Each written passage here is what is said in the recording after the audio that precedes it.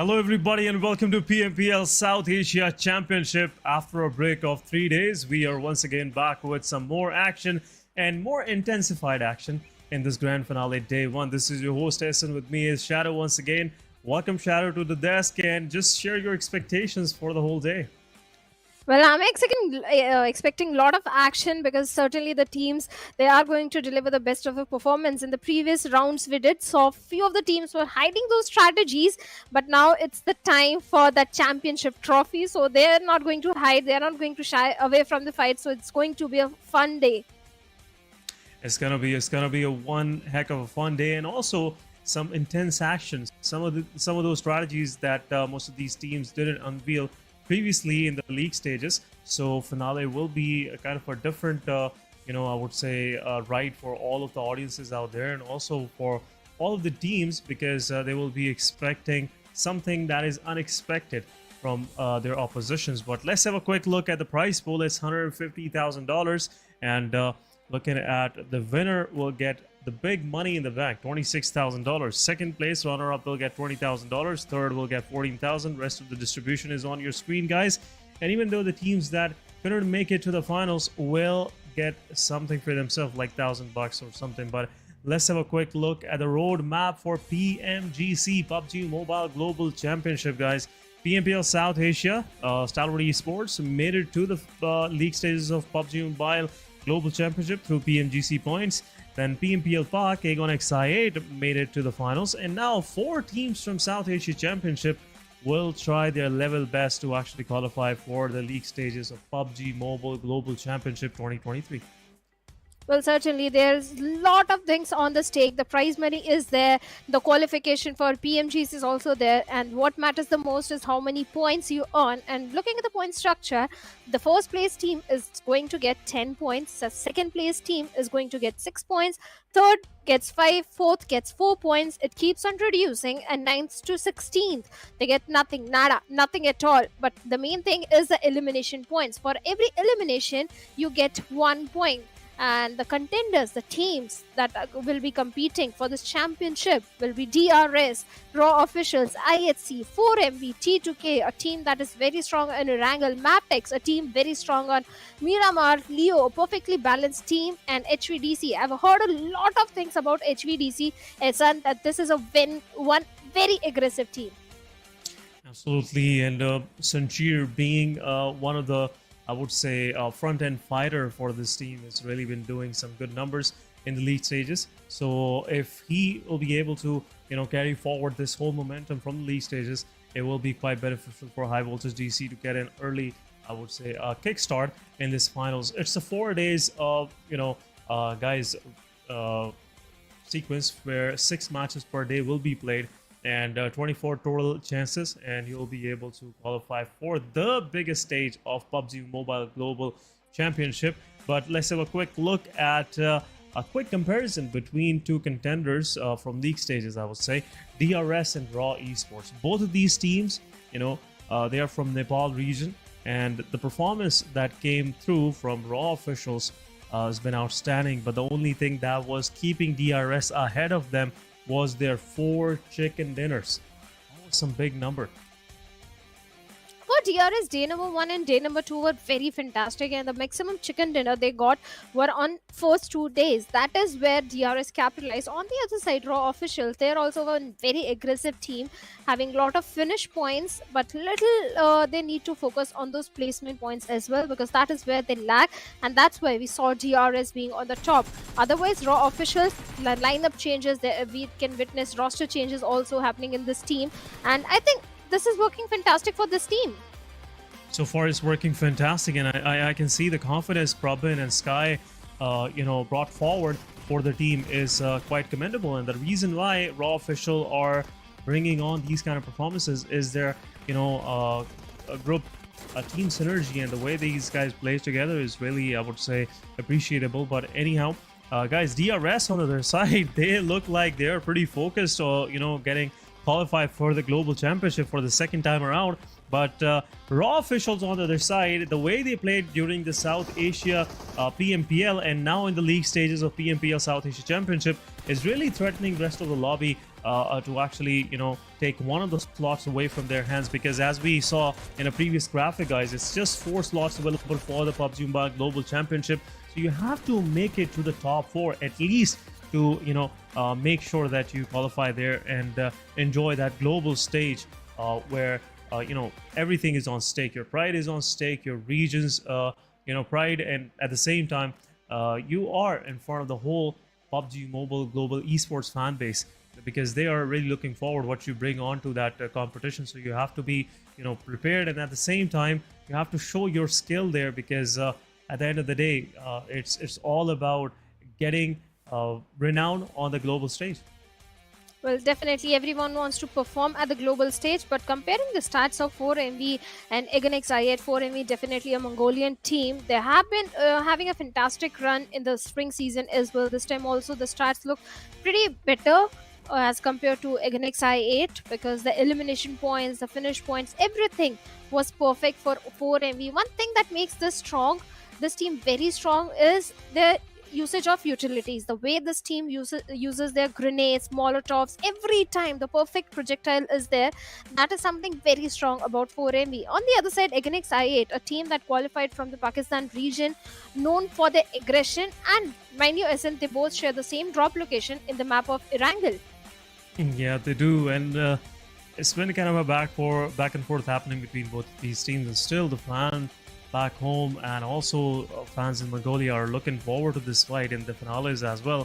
We'll see which team will put their qualification on stake right now, because EganXI, they're already qualified. They are pretty much playing for a good position in a prize pool. But looking at 4MV situation, they've been dominating throughout this season, and if they miss out a chance to qualify for the global championship just because they were taking early on fights with EganXI8, it will be quite, I would say, devastating to their fan base, to themselves as well. So 4 Miracle Vibes have to be more careful in this regard. But 4 Miracle Vibes, the way they are moving through, they're running through the teams, it looks like they're not going to back off from this fight. I don't think 4MV or EganXI8, either of these teams are going to take any sort of unnecessary risk. Day 1, maybe, but day number 2, I don't think they will, unless they are at a spot or they have so many points in their hands that even if they have a very bad day, they're still for sure in top 4. So yeah, both these teams are going to be very careful, because like you mentioned, they have to focus on the qualification for GC, for PMGC, rather than beating each other and taking those drop clashes. So let's see if EganXI8 or 4MV, are they going to change their drop location, or how they are going to avoid those early clashes. Those early clashes, they could be a reason of getting some early momentum, and it could be a reason, making your whole day overall pretty wrecked, I would say, because if you don't get some early good matches for yourself, some of these teams, they tend to not gain the momentum midway, through the competition throughout the day. So it could be detrimental for MV. But EganXI8 on the other side, in recent times, they never shy away from these kind of fights. Yeah, they might come with a different strategy. They wouldn't, take this fight heads on, but would like to just, hit 4MV again and again from different angles, and make their matches even difficult. If you're taking an early on fight and losing 3 of your players in the process, it's definitely gonna hurt you, because you just got 4 points. That's pretty much it. But let's have a quick look at the schedule, guys. We have match number 1 starting from Erangel, moving toward Miramar, then Erangel, and we will have a slight touch of Sanhok, and then Miramar, and last one will be Erangel. So 3 Erangels, 2 Miramars, and 1 Sanhok for our day. And Sanhok is pretty down the road, a 4th match of the day. So it's not a big problem. Most of these teams cannot give this excuse that they couldn't get the right momentum early on. So Sanhok is there right in between, just like as a snack, midday snack. But overall, it's a pretty set schedule, Robin. Well, it is definitely. Sanhok is going to give them the aggression that they need, because after Erangel, they would be expecting things to slow down a little bit, and Sanhok, being the fast-paced map, gives them the energy and the boost again, because they have to focus on the elimination points. And talking about Sanhok, DRS is one of the team that kind of owns Sanhok. The way they play Sanhok, I think, I should say it, DRS, they completely own it. Sanhok. They do. They do, and right now I'm really liking that aggressive DRS. It's been a while we have seen them playing like this, and especially Killer Whitey. This guy is in Yeah. a different godly touch so far in this whole PMPL South Asia, and also in this PMPL South Asia Championship. So I'm really looking forward how DRS gonna use their resource. I mean to say Killer YT in these 4 days, because this guy could be their golden ticket toward PUBG Mobile Global Championship for the second time around, and I'm really looking forward to it because DRS, they are the pride of Nepal region, they are the pride of Yeah. South Asia region, and the way they've been playing, especially in the league stages, I have high expectations from them throughout this finals. I have high expectations from Raw Esports as well, because the way this team plays, it's also very fantastic. They play as a unit. For DRS, DRS is more of a tactical team that keeps a perfect balance between the aggression, and they know when to hold the fight, when to approach the fight. On the other side, Raw Esports, they're a complete aggressive team. They got the They are. highest elimination points in the league stages, and I think more than 100 eliminations they got for themselves. The only thing where Raw Esports lack is the placement points. If they start focusing on those placement points, I think they can definitely 100% qualify for the GC. For sure. You know, talking about Raw Esports, one more thing I would like to add here. When you're over aggressive and when you're going for the elimination points, it's an equal bargains. You know, you get elimination points, but you will never be able to survive for that long. If you're making too much noise, you will get a lot of attention from the surroundings, and that's where third parties, rotation cutoffs, and also some aggressive slammings while you're taking a fight happen. So these all of these factors somewhat play a huge role in destabilizing the whole course of your, I would say, gameplay. But any Raw officials, they did fantastic with the gun. I just want to see how they will survive as a four-man squad, because right now, again, as I was mentioning about DRS Killer YT, Robin and Sky, and also Malik, how can we forget that guy? All of these gunslingers are pretty much packed in Raw Esports. So Raw is not Raw, I must say. They are pretty refined. They are definitely the veterans. They're veteran players. They have been playing in the competitive scenario since a very long time. Jiggle being the IGL, and you said Raw Esports, like you mentioned, if you're making so much noise, you definitely grab the attention.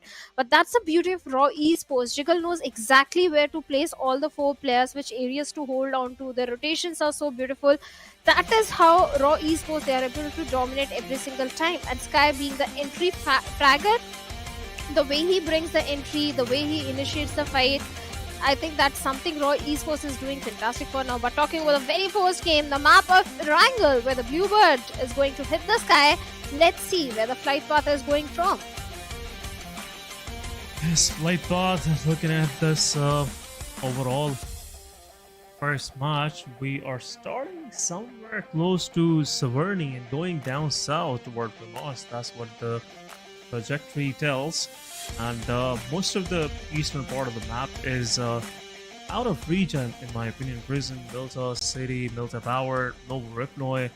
It'll be a long glide for teams, especially trying to go there. We'll see how these teams disperse themselves. So R3G, again, an unorthodox drop location, going towards Stalwart and Kamishki. I'm gonna poke the bear in Severny T2K.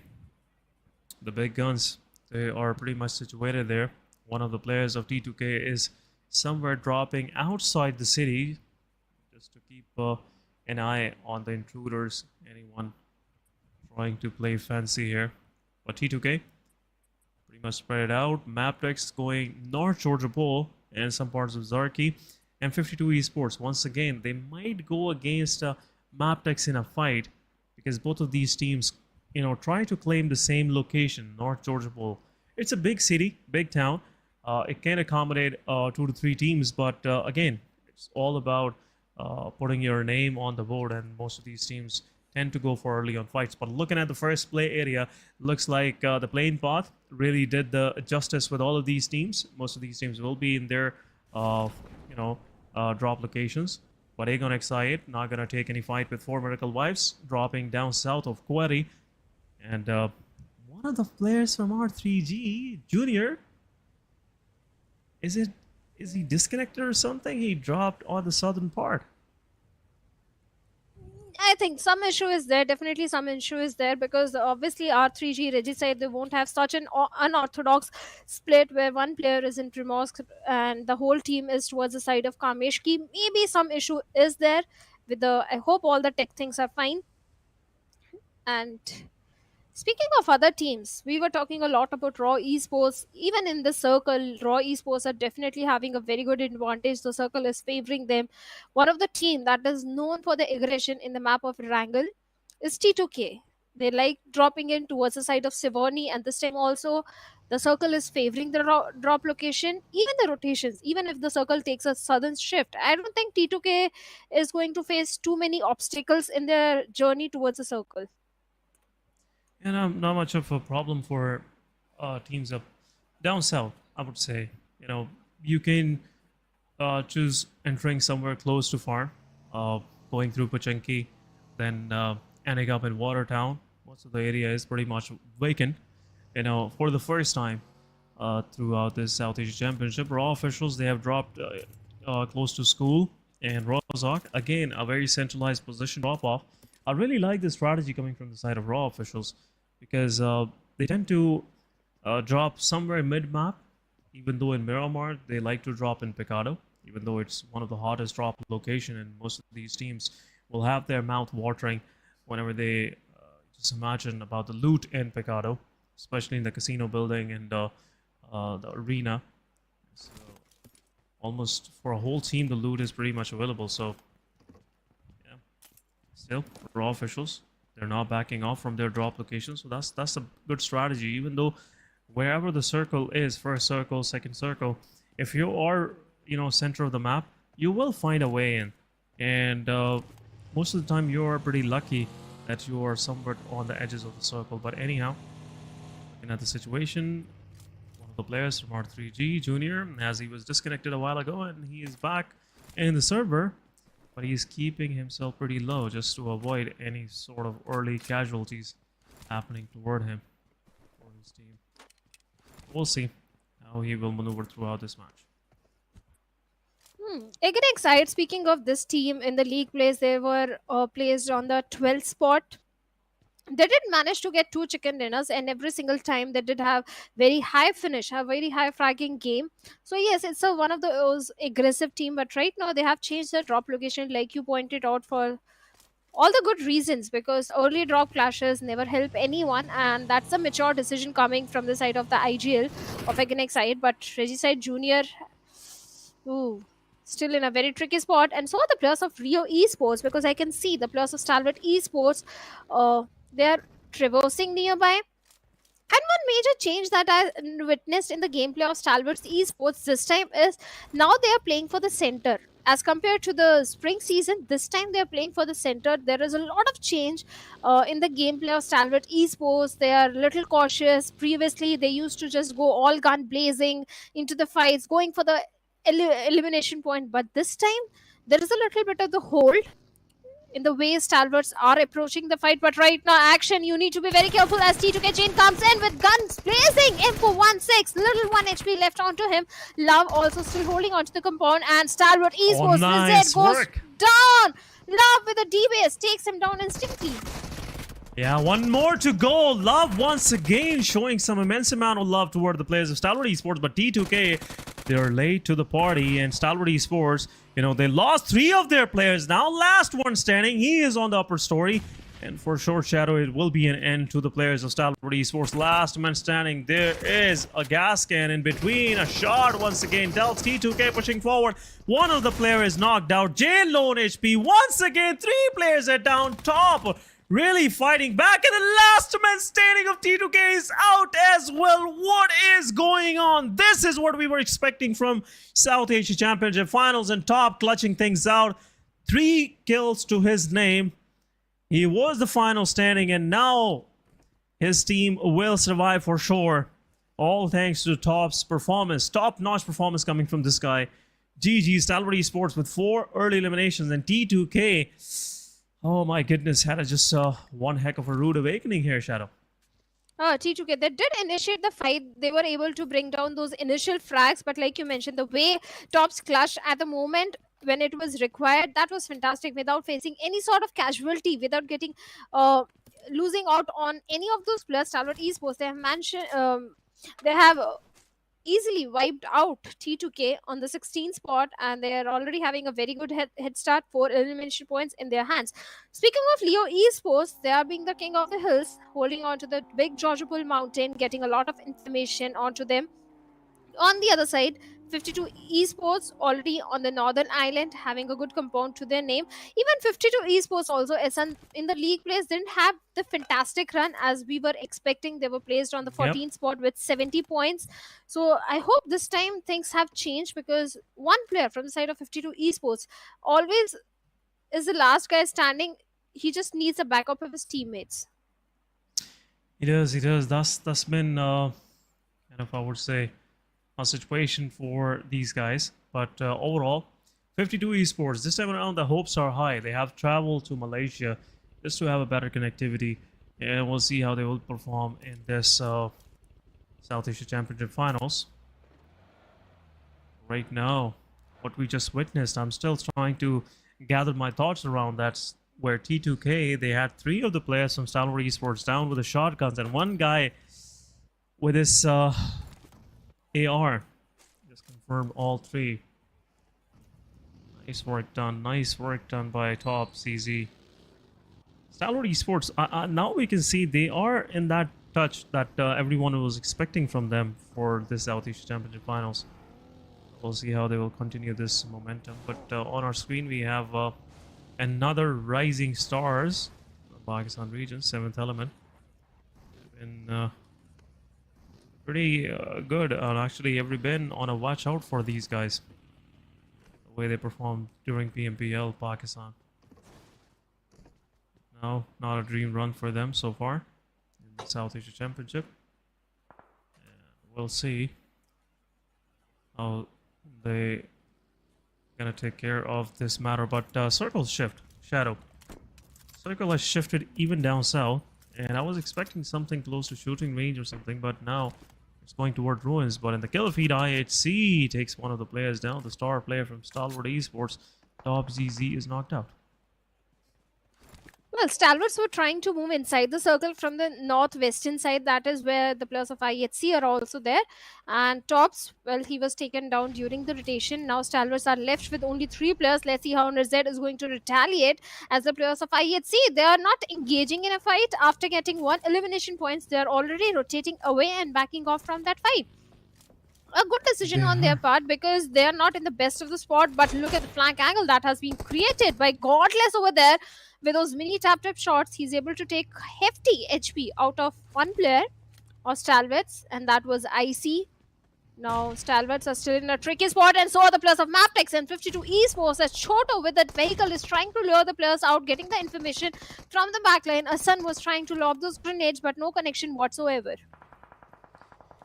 No connection so far, and now Mabetex Esports, both of these teams, as we predicted, will go into a fight against each other. But once again, shots are being shot on Joe. Too low on HP this guy is, and he is about to relocate himself. Some smokes are being deployed. Jiro is there and giving some more shot. Valood on the back lines. That could be a possible reason, which will not allow Mabetex players to even push forward. But the rest of the 52 is back, and an 8 goes. Hassan gets taken down, and at the same time, Valood confirms elimination on the players of Stalwart Esports. But there you go, third party happening once again. IHC has jumped into the fight as well. 52 down to their last man standing, and it could be an early finish for these guys. Mabetex Desert confirming the elimination, and Chotu gets confirmed as well. Last man standing, 52 Esports Salman, as he is trying to escape the scene. IHC demo have a close look on that guy. Godless marking down the position, and it will possibly be an early exit for 52. Nice hit.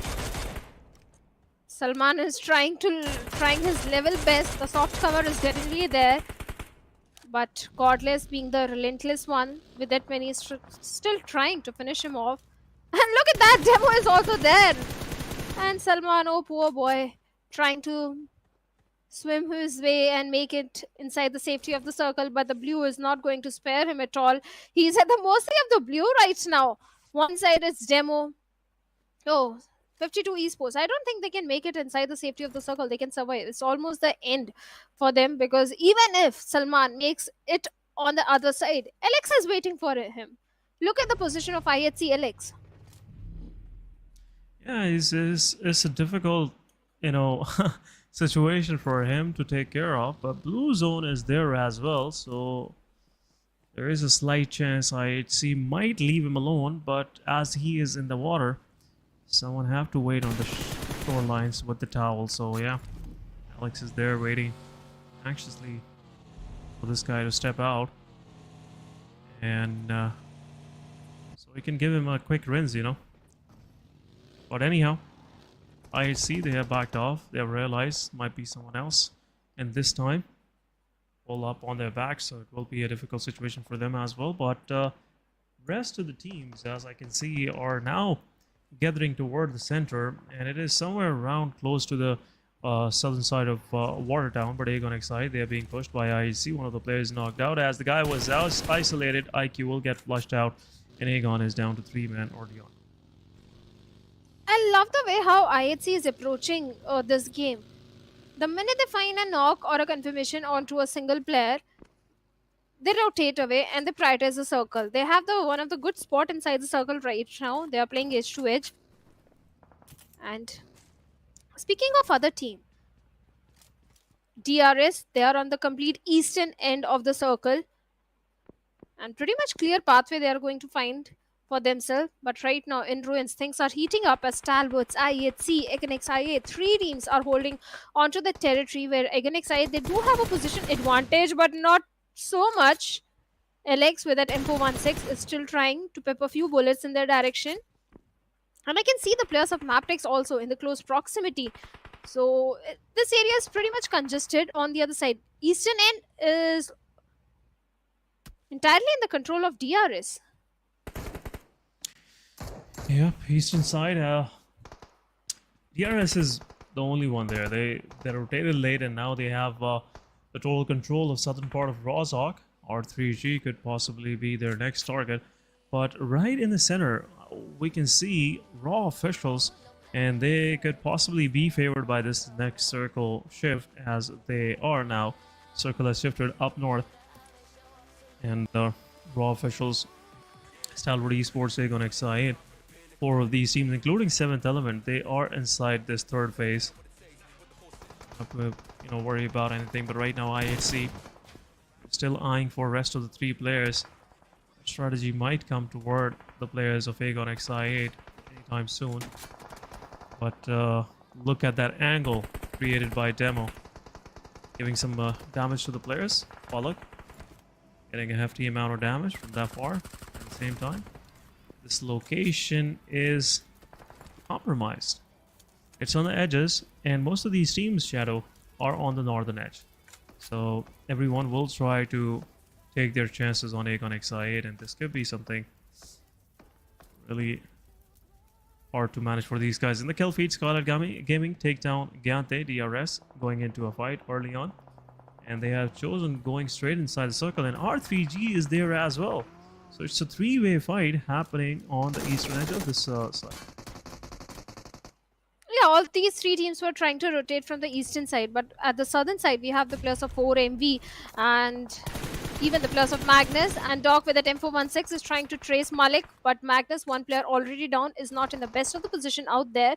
Quite open field, and Apex get the confirmation point onto Zibian. Now Magnus, they are left with only 3 players, and look at Malik. Oh poor boy, his vehicle is about to explode.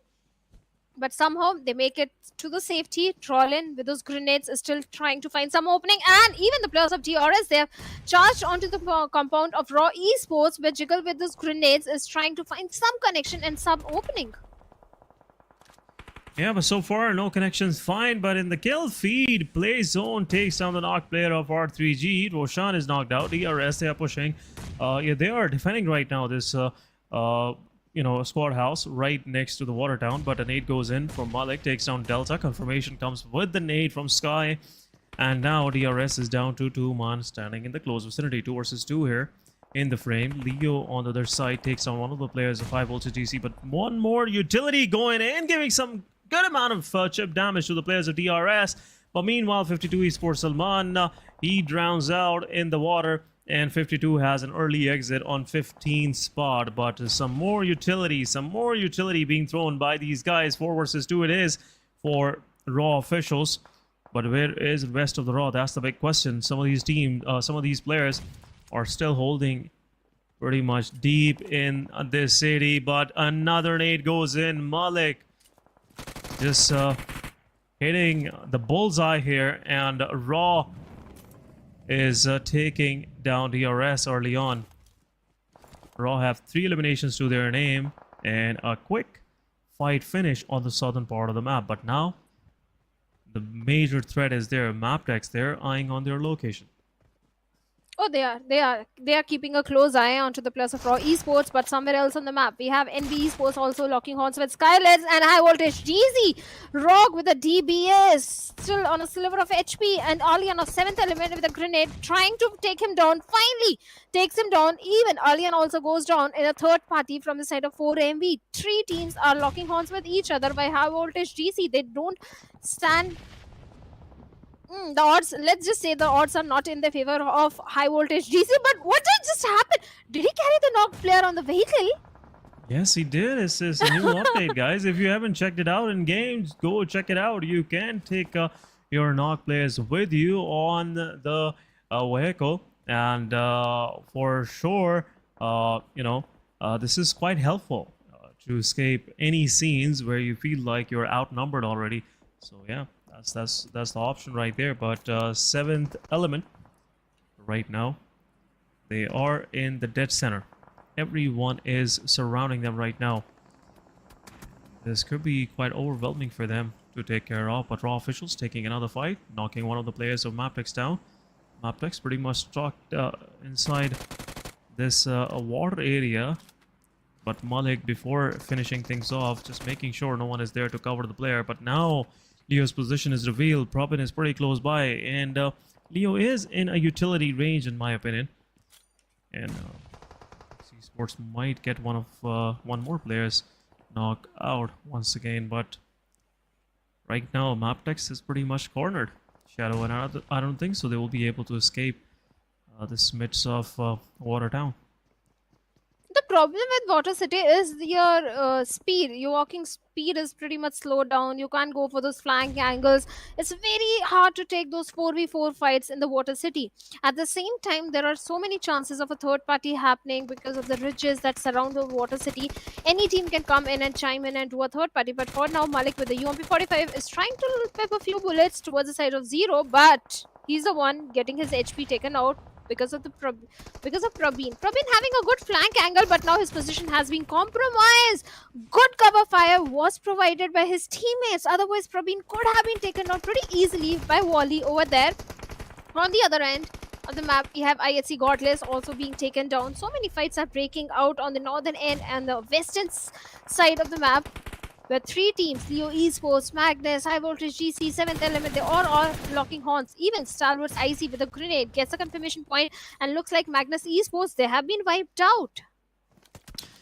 Yeah, Magnus Esports could be the last man standing, but Fenny jumps in and confirms the elimination. Magnus Esports, last man standing it is. Alex is there, some shots being shot, but Fenny, my goodness, Aegon Exide with the utility will confirm the elimination on Fenny. Last man standing Alex's was, and it will also get confirmed. R3G in the close vicinity, some nades are being thrown as well, and this could be a possible wipe out for R3G as well. Waz and Noki, 2 players standing, some players stepping out in the open. Malik from the off angle taking care of 1 player, but at the same time R3G gets punished out, and last man of Aegon is also in the open.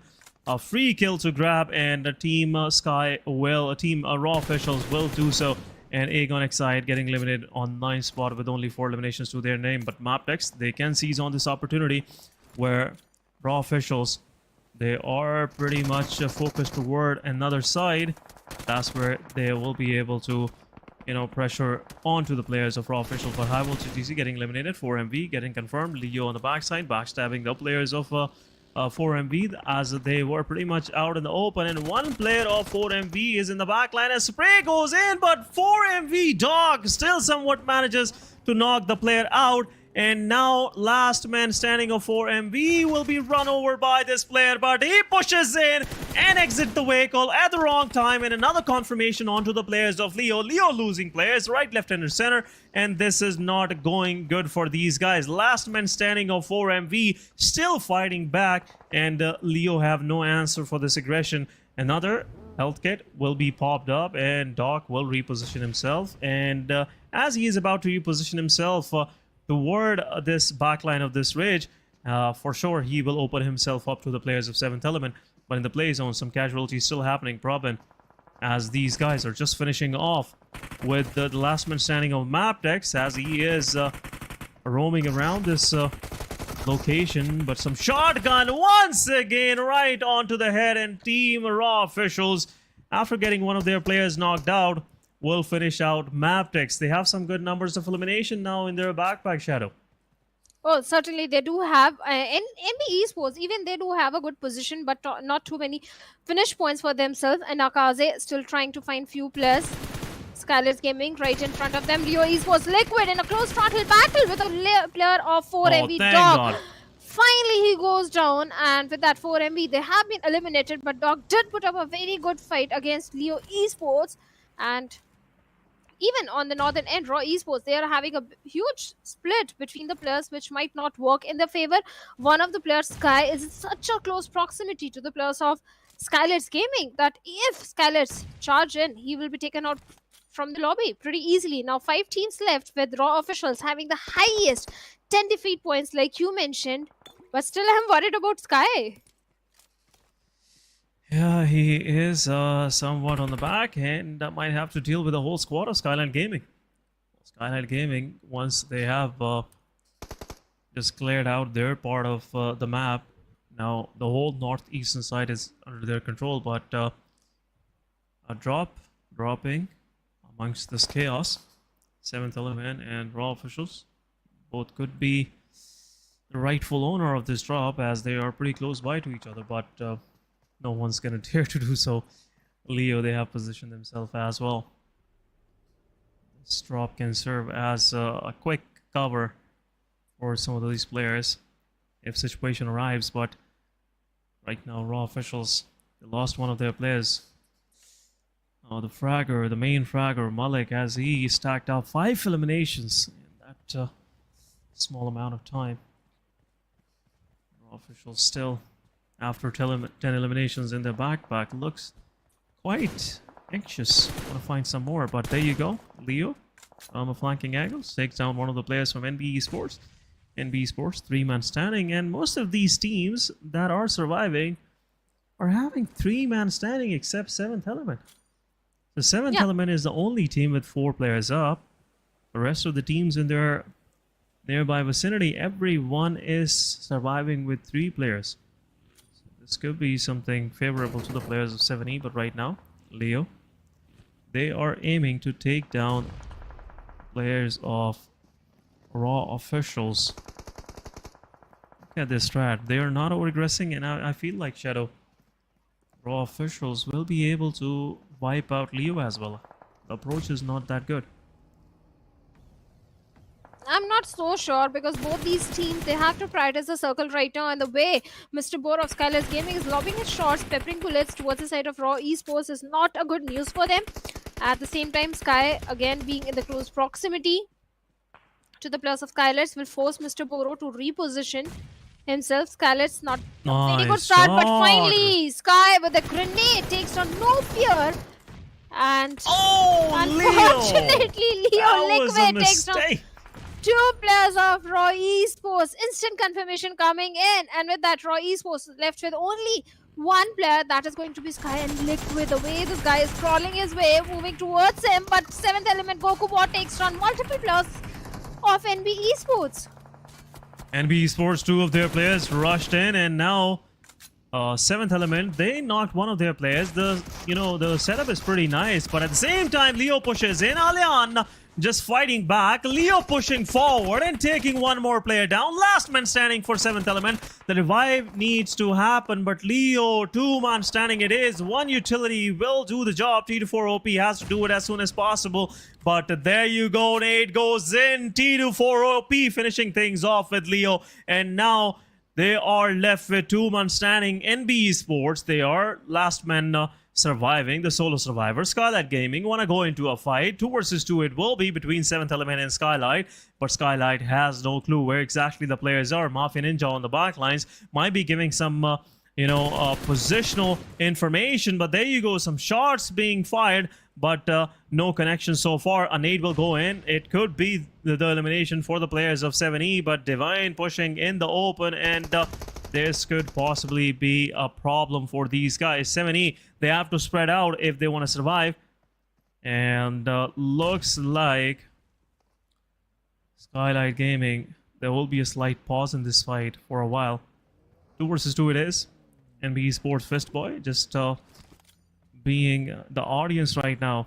I'm gonna participate in this fight. But a nade goes in, some more chip damage. SKYLIGHTZ Gaming, they have pulled up even closer to the players of 7E. This ditch is quite unforgiving, I must say. The way they have set it up themselves. This could be a quick end for these guys, but a more nades going in. 7E Divine is closing things out. He want to finish things up, but one nade, one utility will do the job. Nade goes in, and so far, no success, Shadow. No success for now, but NBeSports Fistboy, he can change the game any moment. Right now, he's playing for those position points. But the Molotov could have been the reason for the demise, but Divine being the lucky guy, how he's still surviving? I don't understand. SKYLIGHTZ Gaming, you need to have that perfect projectile to take him down. But finally, Divine goes down right on his face. But T24 OP still surviving and fighting. Mafia Ninja could have been the perfect grenade from the side of T24 OP, but both those players, Mostaboro and Mafia Ninja, they need to patch up, they need to heal up. But yeah, T24 nice work, OP is out. 7th Element, they have been eliminated, and now Fistboy, he's the only man standing in a 1v2 scenario against SKYLIGHTZ. Yeah, this could be a quick finish for SKYLIGHTZ as well. Look at these nades, 3 more in the backpack, and if Mr. Board gets knocked out, Mafia Ninja, it will be over for this guy. But this was a bait, this was a bait. Fistboy, you have to be careful. And he chose to fire on the player that was in the vehicle, and that was the reason of his demise. But anyhow, a good match coming to its end, and SKYLIGHTZ Gaming with 17 total points starting off their South Asia Championship Finals with a bang. Nice work done. 7 total eliminations and 10 placement points.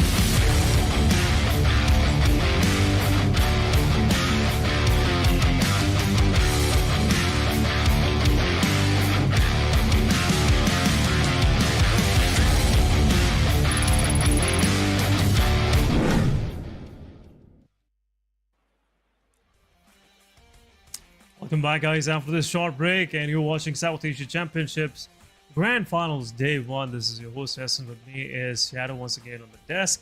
And a slow-paced finish to the match, but anyhow, that was some, back and forth third parties happening, and SKYLIGHTZ Gaming eventually getting the chicken dinner for themselves. Welcome back, Shadow. And what's your take on this new, I would say, Skylight Gaming after this league stages. Oh, this is definitely a new SKYLIGHTZ because this league stages, in the league stages, SKYLIGHTZ were not having the fantastic run. At one point, they were in a danger gray area as well. The qualification was at stake, and the way they are starting things off, kicking things off the championship grand finale on a very good note. Let's hope they keep up the same momentum. That's what I'm going to say. It was a very good run. It was a very good game for them. They dropped in towards the side of Yasnia. The rotations were not so very easy for them, but not so difficult as well. There were only few teams coming from the eastern end, and SKYLIGHTZ did manage to traverse inside the circle. So yeah, it was not so easy, but yeah, it was a good game. But I want consistency. That's what the key is. Yeah, but one thing, as we were already, talking about pre-show, was the aggression coming from the side of Raw officials. They are not stopping. They are not backing off. And 10 eliminations. And even though I thought I think they have confirmed one more in the process where they were taking fight against the players of Skylight or Leo officials. I'm not sure. But anyhow, Raw officials once again double-digit elimination points for themselves. But again, that same problem is there. They're not surviving for that long. But this time around, they managed to finish somewhere in top 5. So in my opinion, it's still a good finish overall. Yeah, it was a good game for the players of Raw Esports, and I won't be surprised if Raw Esports are somewhere on the first or the second spot in the game because of those elimination points. Even the synergy was point perfect. Like I was talking about, the IGL knows where to place the players every single time. And if you remember this fight that was breaking out, that was happening in Water City against Mabetex, PubgM was trying to cross an open area. The perfect cover fire that was provided by the remaining 3 players of Raw Esports forced Valley to reposition himself and provided a safe cover for his teammate PubgM. So Raw Esports, they're doing everything correct, I think. Yeah, right now, so far, some of these things still need to be fixed. But overall, the outlook is pretty nice for Raw officials, I must say. The way they are performing and the way these players are confirming eliminations. But to my surprise, MVP is Sky, not Malik. I'm pretty sure is because of his survival and damage for eliminations for Sky. And 25 minutes of survival, almost close to 700 plus damage. So that's a good number. Well, let's have a quick look at the players in focus. We have Mafia Ninja with 5 eliminations, 445 damage. Then we have Malik with 5 eliminations, 500 plus damage. T24 OP with 4 and 521, and then Demo from IHC with 2 eliminations and 741 damage. I can see where this damage is coming from. They were taking fight on 3 different ends, 3 different fronts, and R3G, Magnus, Team IHC, Team Aegon, they were fighting in the same vicinity. So IHC was stacking up some good damage numbers, but elimination points were not there. My summary: Mafia Ninja with highest eliminations, highest damage goes to Demo, highest assist goes to Leo Slipknot. Once again, this guy is making his name, no matter what kind of performance his team pulls off, he somewhat managed to sneak in to the match summary or maybe players in focus. But highest healing done was by Talk922, as he was the solo survivor in that fight against Leo Esports. So again, I would say the start is as we expected. Not big numbers coming from even a single team. Every team tried their best, and the max any team could get was 10 eliminations, and that was 11 to be precise by Raw officials. Every other team, they were just 4, 5, 8, 7, 9, something like that, and that's been the story overall. Yeah, that has been the story overall, but SKYLIGHTZ Gaming are going to be very happy because they are already having a very good head start, and Raw officials also on the second spot. Leo Esports 13 points, 7th element. All those teams that were lacking behind in the league plays, this time they are having a very good head start. But for MV with only 5 points, Stalwart also only 5 points, no placement points at all. Again, XI8 also still relying on those aggression. The placement points are lacking. But now it's time for Miramar, the deserty field where Sniper, or should I just call it Sniper's Paradise? By the way, son, do you like Sniper? I do, and I would love to see some more bolty action coming back into the meta, because this previous meta of M4 and 6X it really destroyed the whole bolt action genre of PUBG Mobile, because back then you had to had a good sniper in your you know, in your teams, so you can have a good support. But this time around, it's not the case. Everyone just wanna gunsling ARs with a high scope, maybe 4x or a 6x. But would love to see that happening. I am that kind of old soul, I must say, from PUBG Mobile. You know, initial few years after, you know, somewhere around 2019, 2020. That's where we saw some Volt action coming in. But anyhow, would love to see that happening again. But yeah, that's my take on that. But anyhow, guys, we are moving toward our match number 2, and it is Miramar. And any wild guesses, Shadow, have on top of your mind? I think you have a higher chance of getting a chicken there. Raw Esports. Right away. And the minute I said Raw Esports, suddenly I remembered that what was happening in the league plays. Raw Esports, I really hope you have a good game. I don't want to jinx anyone, but what about you? Yeah, but what about you? Which team you think is going to take this one? I think this is a 4MV's match. I think that's my wild opinion, but it looks like 4MV, the kind of beating they experienced in the previous match, they're gonna come back strong, and 4MV could possibly be the contender that will eventually get this win a chicken dinner for themselves. Hopes are high. We'll see if Mabetex will be able to do so as well. In recent times, you know, I was watching some of the practice matches of these teams. They've been really, you know, gunning down their opponents in Miramar, and the Miramar been a safe, I would say, a good breeding ground for elimination points for these teams. You know, if I name some of these, I feel like I see they're pretty strong on Miramar. Stalwart Esports, they're pretty strong on Miramar, and same goes for Mabetex and 4MV.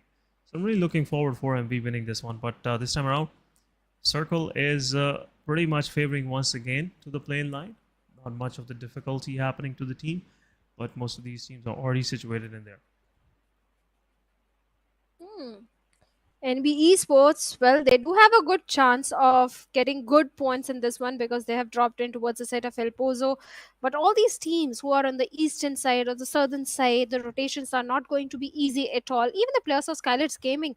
I do remember, Ehsan, in the spring season, SKYLIGHTZ, they did used to dominate. I won't say dominate, they did used to fare off really well in the map of Miramar because of those fantastic rotation they used to have from the northern side. This time, SKYLIGHTZ, well, they have to do the same thing. Even IHC, Regicide, it's not going to be such a difficult circle to play for these teams. But again, XI8, T2K, Magnus, 52, even Raw Esports.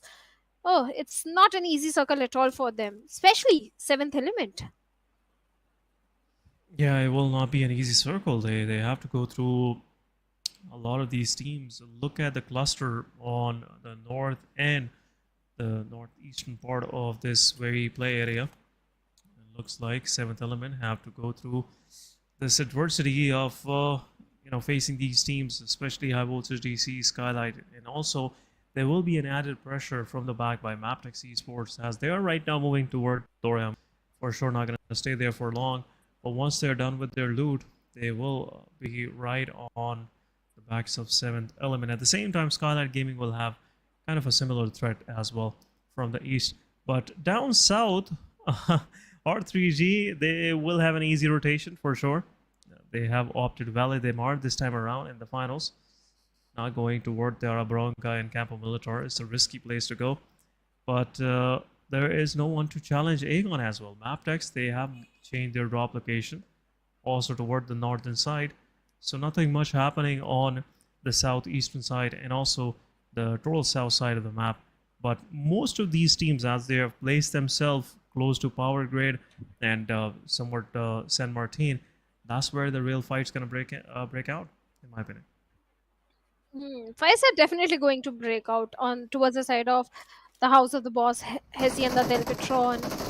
High Voltage DC is also there, and looks like 7th Element already having a very good head start. They have taken down Rock from High Voltage, and Sancher's position has also been compromised. GokuBot knows where Sancher could be. So 7th Element already looking good. but they need to be a bit careful from the position of Aero, because look at Aero, he can be the game changer player, but looks like T24 OP. He's aware of his position and trying to pep a few bullets. The vehicle did take some damage. Even Sanchar is also in a tricky spot. I don't see a vehicle onto him, but 7th element. Let's see, are they going to rush towards Sanchar? Because if that happens, Sanchar is in a 1v2 or a 1v3 situation, or maybe a 1v4 situation as well.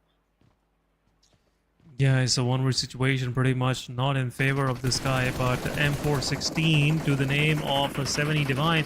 But somewhat Sanchar will make his way out of this sticky situation for himself. But rest of the 7th element, they cannot afford any of these mistakes happening. But there you go, Sanchar fights back, shots back, and takes some damage, and also knocks one of the players down on 7th element. And now 7th element have to revive this player. Will buy some time for High Voltage to reposition. And now High Voltage being extra careful, as they already lost one of their players, so they cannot afford one more casualty happening this early. But it's still a 3 versus 4 Shadow, and I don't think so High Voltage in any way have advantage onto the players of 7E. All of the players from 7th element, they are pretty close to each other. And now looks like 7th element is somewhat interested of repositioning themselves. One minivan, you know, pretty much enough for the whole squad. You have some seats in the back available as well. But 7E, they have moved out of this one. We'll have a quick look on my own, guys. On the map feed, we'll see how 7E will be moving toward the circle, and now looks like it will be an easy way in for them. This circle, yes, but next circle I'm not so sure, because a lot of teams are present in the close proximity to the players of 7th element. Speaking of Magnus, well, they're coming from the side of Junkyard. If they try to enter from the side of Hacienda, they are going to be welcomed by the players of DRS. If they go all the way up towards North, SKYLIGHTZ Gaming, Mabetex, both these teams are waiting for them. So let's see which path Magnus is going to opt for right now on to Malik. I don't see too many throwables. Yes, the first hits are there, but not too many throwables. Actually, no throwable at all onto him. So I think Mabetex, they also need those secondary loot. But talking about other team that is still in a very good position are going to the players of 4B, because all these teams are present on the northern end and eastern end. Southern side, it's only 4 MV. They can try and potentially look for a dominant control from the southern end. But right now, IC, Rolls has spotted him down, and Rolls is aware where exactly IC is. That's why there is a little bit of the hole. He's trying to gather more information. Even action is also present on the back lines. So let's see if any fight is going to happen. And yes, IC did start a fight and takes down Goku Bot from the side of 7th element. Yeah, 7th element, they were pretty much in the open, and as they were moving around this area, was pretty sure there will be some fights breaking in. But right now, Stalwart Esports, they have repositioned themselves. 7th element, they have to res their player up, as he is pretty much out in the open. Rest of the 7th element is there, but a backstab coming from the side of DRS can prove detrimental to the players of Stalwart Esports. DRS is not in a mood of doing so. Closer just to have a better look. There you go, IC confirming the elimination, and 7E, they are backing off for some reason. I'm not liking that kind of attitudes coming from the side of 7E, to be very honest. But anyhow, that's their prerogative. As they want to do. Take care of their enemy, but Stalwart Esports, we'll see.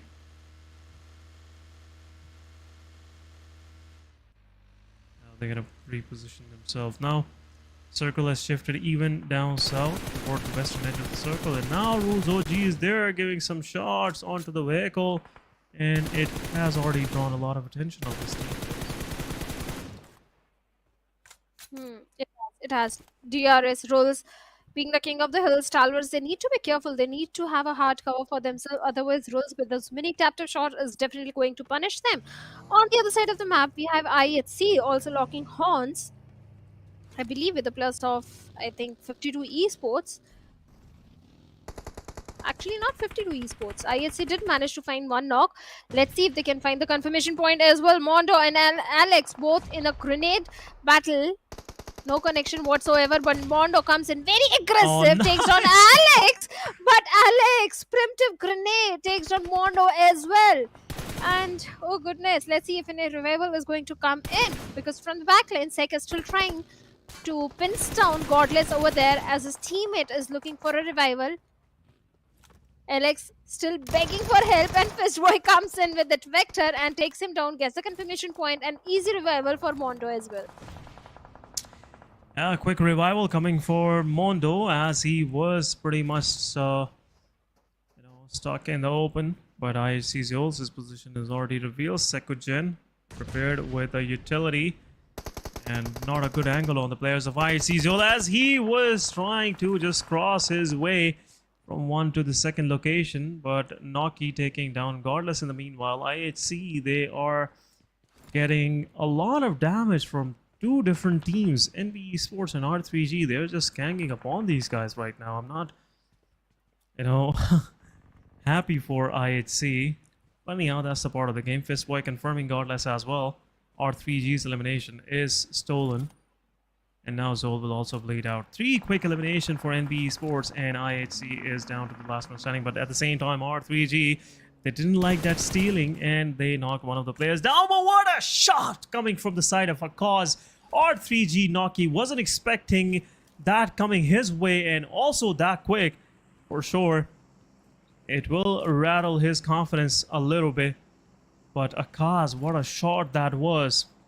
Mono once again stuck in the same situation where he needs a revival for the second time around. Yeah, he's definitely begging for help, but I don't see any help coming in for him anytime soon because Regicide is also there. It's not going to be an easy revival at all.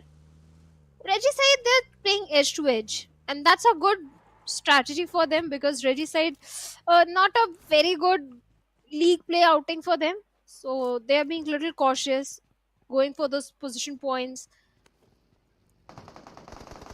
Another teams again showing good rotation, but Nice right now work, Leo Salman. Esports Nova X has been taken out by Salman. Instant confirmation coming in, but a vehicle run over and Walu also goes down. 52 Esports are also in the receiving end, but in the close frontal battle, Salman takes one more Nice hit down. work. Liquid that is going to be, but Nice Salman also try, goes down Salman. to the hands of Slipknot over there, and Salman, he was pulling off some great moves, but finally he's down.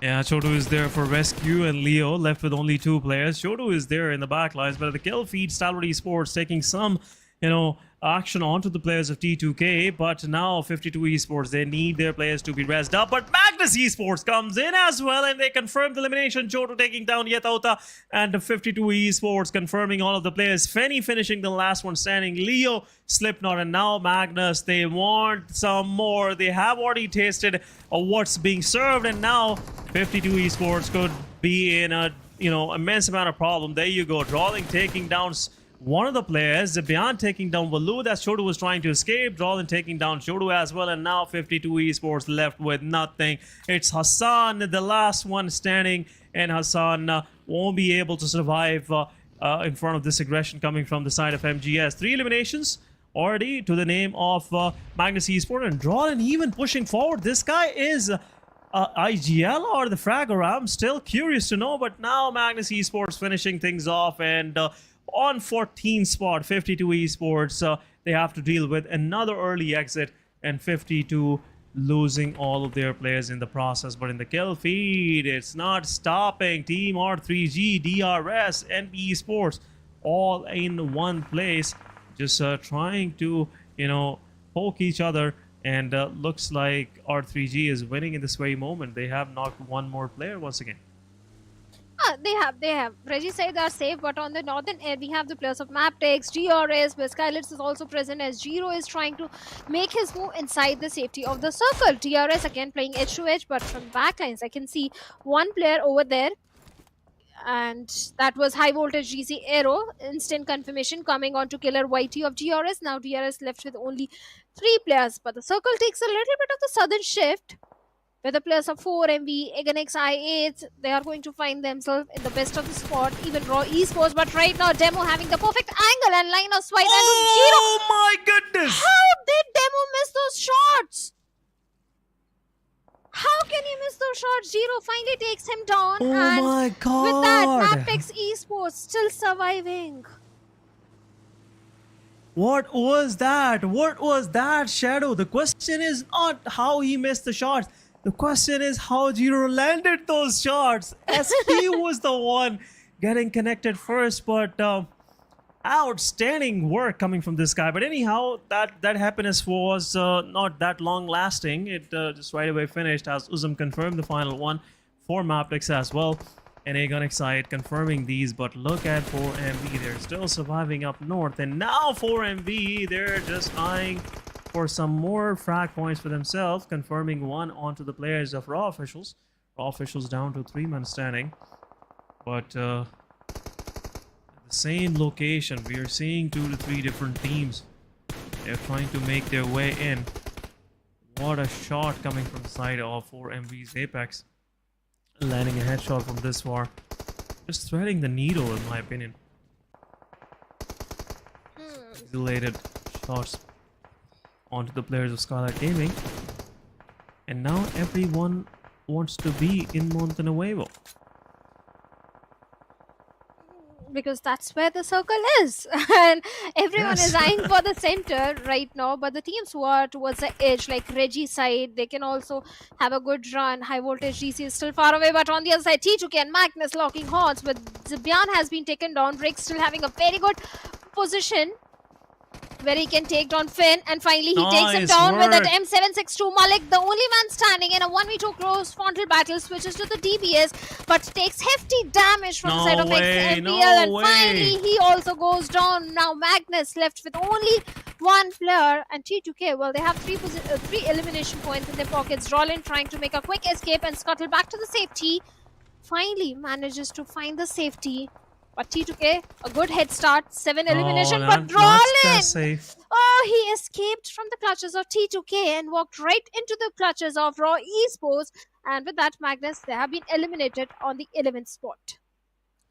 Magnus Esports, they were having a good run, but they got cursed, I must say. You know, we were having some high hopes from these guys, but anyhow, this is how the match goes. 7th element at the same time, taking one of the players down from Aegon XI8, as Uzum was peeking his face pretty frequently, and that kind of treatment you get when you're peeking your face out of the windows, especially in an area where this kind of, you know, contention is. But look at that stronghold 4MV has right in the center. 4 different buildings, and all of the center is pretty much controlled by these guys. But everyone, they have found, you know, some place for themselves. But oh, the space control 4MV has, this can really help them to actually have more control in the later stages of the game as well. But we'll see which side the circle gonna shift. Circle shifted toward Montenuevo once again. Could be a possible urban finish, but look at 4MV. They are just eyeing on their surrounding, and right now, I don't think so, Shadow, that these guys are playing for the frag points. They're just playing for survival, and they are eyeing more on the chicken dinners and eyeing for the mistakes being committed by the teams in the surrounding, as they will be trying to make their way inside the circle. That's where 4MV will be able to capitalize, but 4MV still, the major threat is on their back, on up high rise. And that's where 4MV will possibly get punished from. The rest of the things are pretty much under their control. Noki of Regicide. Well, he has been spotted on with a plus of 4 MV Baron. Quite the optimistic one, trying to pep a few bullets towards Noki. But yeah, this is going to be a battle of the grenades. If it is going to be an urban final circle, and the team having the highest grenades, and we know how precise the grenades of 4MV are, so this could be a chicken dinner for the players of 4MV. If not a chicken dinner, a very high fragging game. High voltage DC Aero on the only man standing, Regicide still being away from all that congestion and all this commotion that is happening inside the city. Now Exide, speaking of this team, Esan, they do have a height and position advantage onto all these teams. Look at that draw. They can gather all the information and lot of intel. Yeah, intel is there. They can see everyone from up that high. That's the possible threat I was explaining about 4MV. As 4MV, if they take some casualties, or they will knock some of their players around them, around this complex that they have under control, once they will try to aggress onto them, yeah, that's where Aegon Exide will come and play, and it could be a possible threat for them. But so far, I don't think so 4MV has any threats. Everyone has to cross a long open area to actually have at least a close call with 4MV, a close fight with 4MV. But overall, be pretty much in a safe space. No one is taking fights. That is quite, I would say, the reason that can build up some more anxiety in these players, because no shots being fired in the surrounding, except some spokes coming from the side of R3G as they are trying to find their next location where they will move, because they are on the edge of the circle and everyone is looking their way. Look at this. High voltage DC, their spread is pretty nice. One of the players, Arrow, is in the small shack. Rest of the team is even to the western part of the map. So if R3G pushes on to the two players of high voltage DC, they might have a slight chance of surviving. Otherwise, I don't think so R3G will have an easy way inside the circle. It's going to be difficult, but if they manage to... Actually, Aero is not the last man from the side of high voltage DC. Ruik is also there, but they are so far away from each other that I don't see them helping each other out if in case a knock comes in. And SKYLIGHTZ, they are very well aware of the position of the players of 4MV. I don't see too many fights breaking out in this circle as well, Ehsan, because all these teams are already inside the safety of the circle. No one is going to make any sort of blind rush. No one wants to take any sort of unnecessary risk. But on the other side, NBeSports, this boy finally finds an opening onto Vaz, instantly takes him down. Even Sancher also goes down from the side of high voltage DC. Look at this. Junior also goes down. The players are coming out in the open. What's the purpose of using smoke if they're not inside the smoke? That is what happened with the players of Regicide, and with that, in a matter of few seconds, the whole entirety of Regicide has been wiped out. That's what I was talking about. The moment they will try to get inside the circle, everyone will be shooting at them, and that's what we saw in the minimap as well. You can see those bullet trails coming from every team. 4 Miracle Wives, NBeSports, SKYLIGHTZ Gaming. I don't think so. Anyone shied away from shooting their way, but anyhow, R3G, they are now a thing of past. But we are left with only top 18. 47 players are surviving. 4MV trying to find something onto the players of SKYLIGHTZ, and as the circle has already shifted, this circle is pretty much favoring toward the main city. Aegon Exide, they have to find their way in as well.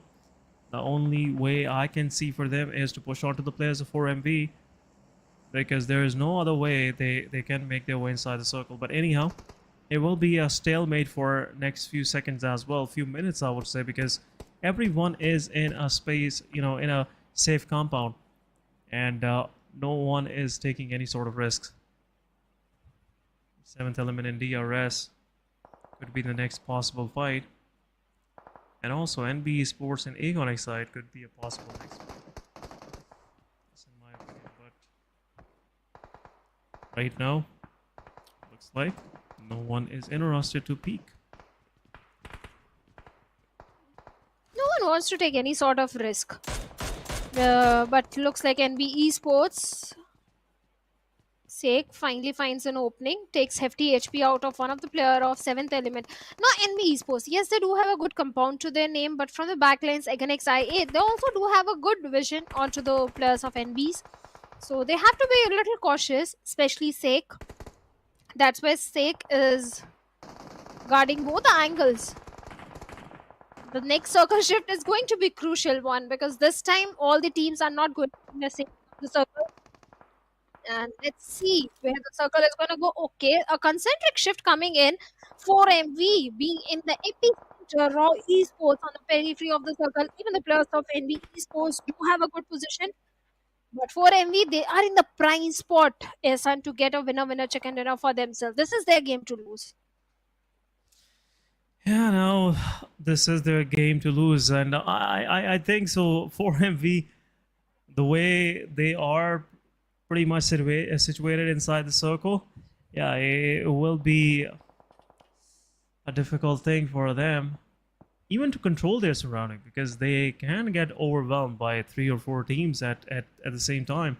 SKYLIGHTZ Gaming, they might be eyeing to, get inside the circle. DRS also eyeing onto the position of 4MV. Aegon Excited, they have descended down as well. So this could be a possible fight between T2K and Aegon Excited. Blades gets knocked out in the process, but IQ right away trades it off. But example is there. T2K already have less of a man advantage, I must say. And both of these teams are going for the same location. But at the same time, Raw officials take down Aleon.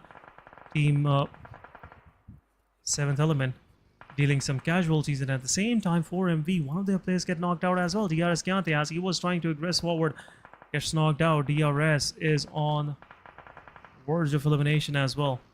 Aegon slowly and steadily making their way in, and now a well-coordinated push can come forward toward the side of T2K. It can. Aegon Excited, they're not making any sort of blind rush. They have beautifully entered inside the safety of the circle, but DRS Delta gets taken down by the plays on, and Osmo also goes down through the hands of Baron or 4MV. This grenade can be very deadly, but Baron is not aware exactly where the players are. Even the players of Raw doing a third party where Apex gets taken down. Now 4MV, all they have to do is defend their compound. That's it. They have to show a little bit of the patience and just defend the compound, because they have the beautiful advantage, the most extreme advantage of the circle. On the other side, DRS, they have been eliminated with 4 elimination points. Apex getting the rescue mission.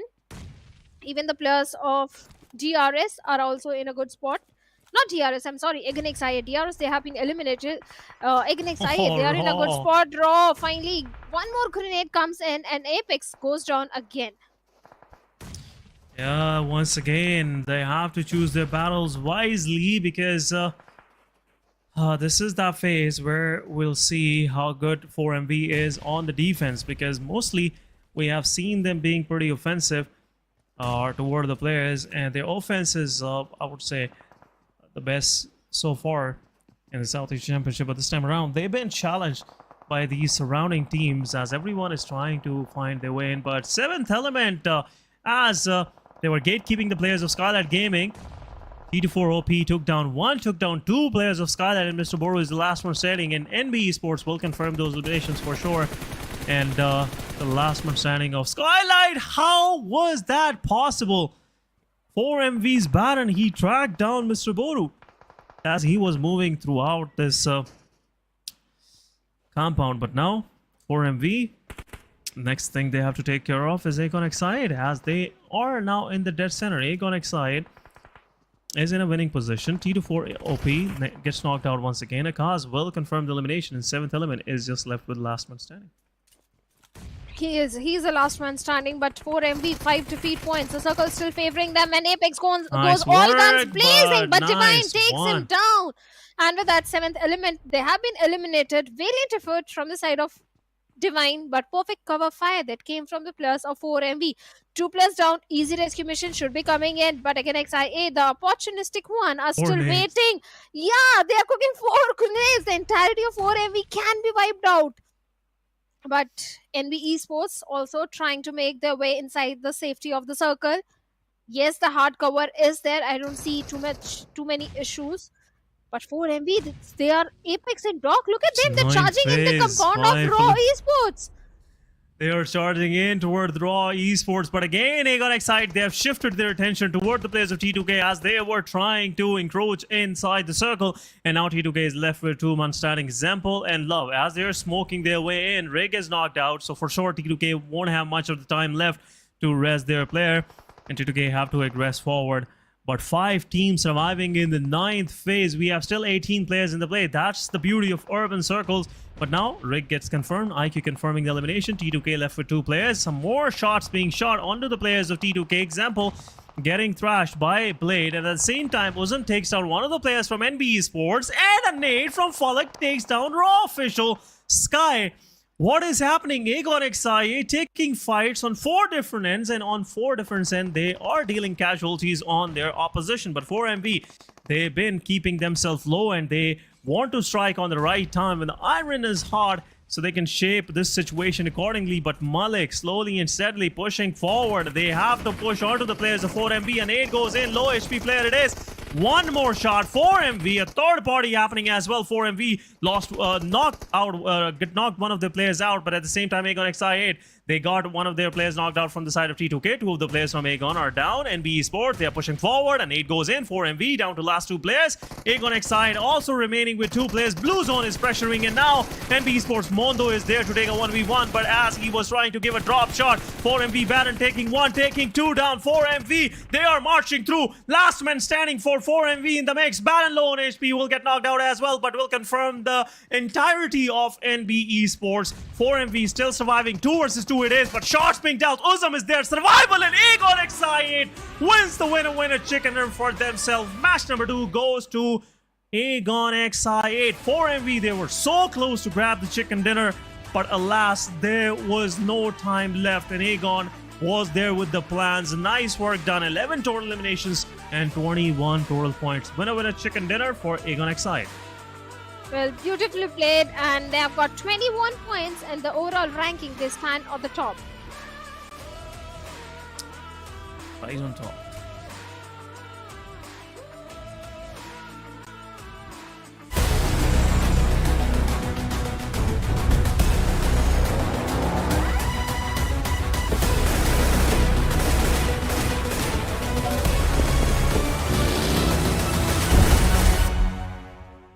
In the new version, we've upgraded the security system. There are also some big updates to the real-time review system. Let's check them out.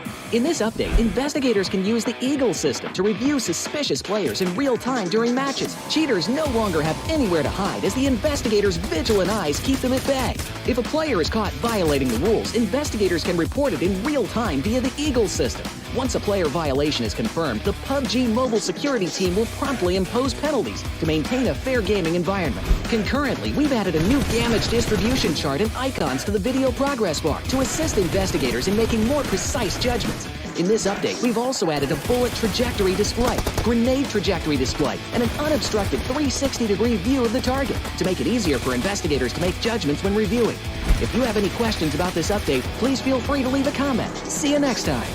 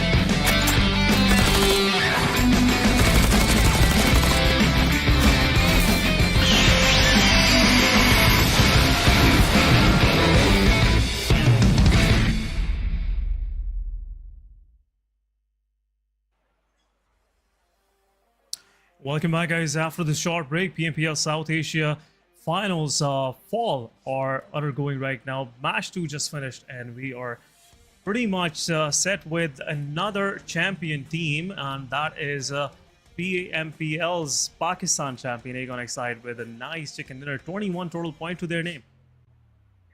21 points, and they're on the top in the overall ranking. HIGHVOLTAGE, they showed the perfect game. They knew when to show patience, when to show courage. That thing was lacking from the side of 4MV because they were being a little aggressive, impatient. On the other side, HIGHVOLTAGE, they knew when to be a little cautious, and that is what rewarded them with a winner chicken dinner. Yeah, patience really paid the dividend for these guys, and now 4MV, they were pretty close to the win. They were so close to the win, and anyhow, you know, that's the beauty of Battle Royale and PUBG Mobile. They always give us these unexpected finishes in these kind of urban situations. But HIGHVOLTAGE with 21 total points. We'll have a quick look at the MVP as well. But before that, as my prediction was for 4MV, that was so close. That was so close, I must say. And there was a reason, because 4MV, their playstyle is pretty much toward keeping that momentum on a high. They just don't want to lose out on their positions. If they have managed to get some good points in a match, they like to build upon that. So that's the reason why I thought 4MV will get that chicken dinner, but HIGHVOLTAGE had some of the plans. But anyhow, either way, I'm loving it. No, you are loving it. I'm not loving it, because the minute I picked Raw Esports, bad game comes in. But never mind. To the 4th spot. But I wanted a chicken dinner for them. Oh, yeah. 4th spot, you don't get too many position points now. Yeah, this new meta is not that helping for survival. But anyhow, Raw officials, I would like to say one thing. They did a great job, keeping themselves pretty much situated on that northeastern part of the circle of the city, as well of Montenuevo, as it was this space that they have to cover while they were pushing onto the 4 medical wives. That was the real deal. That was the difficult thing they had to deal with.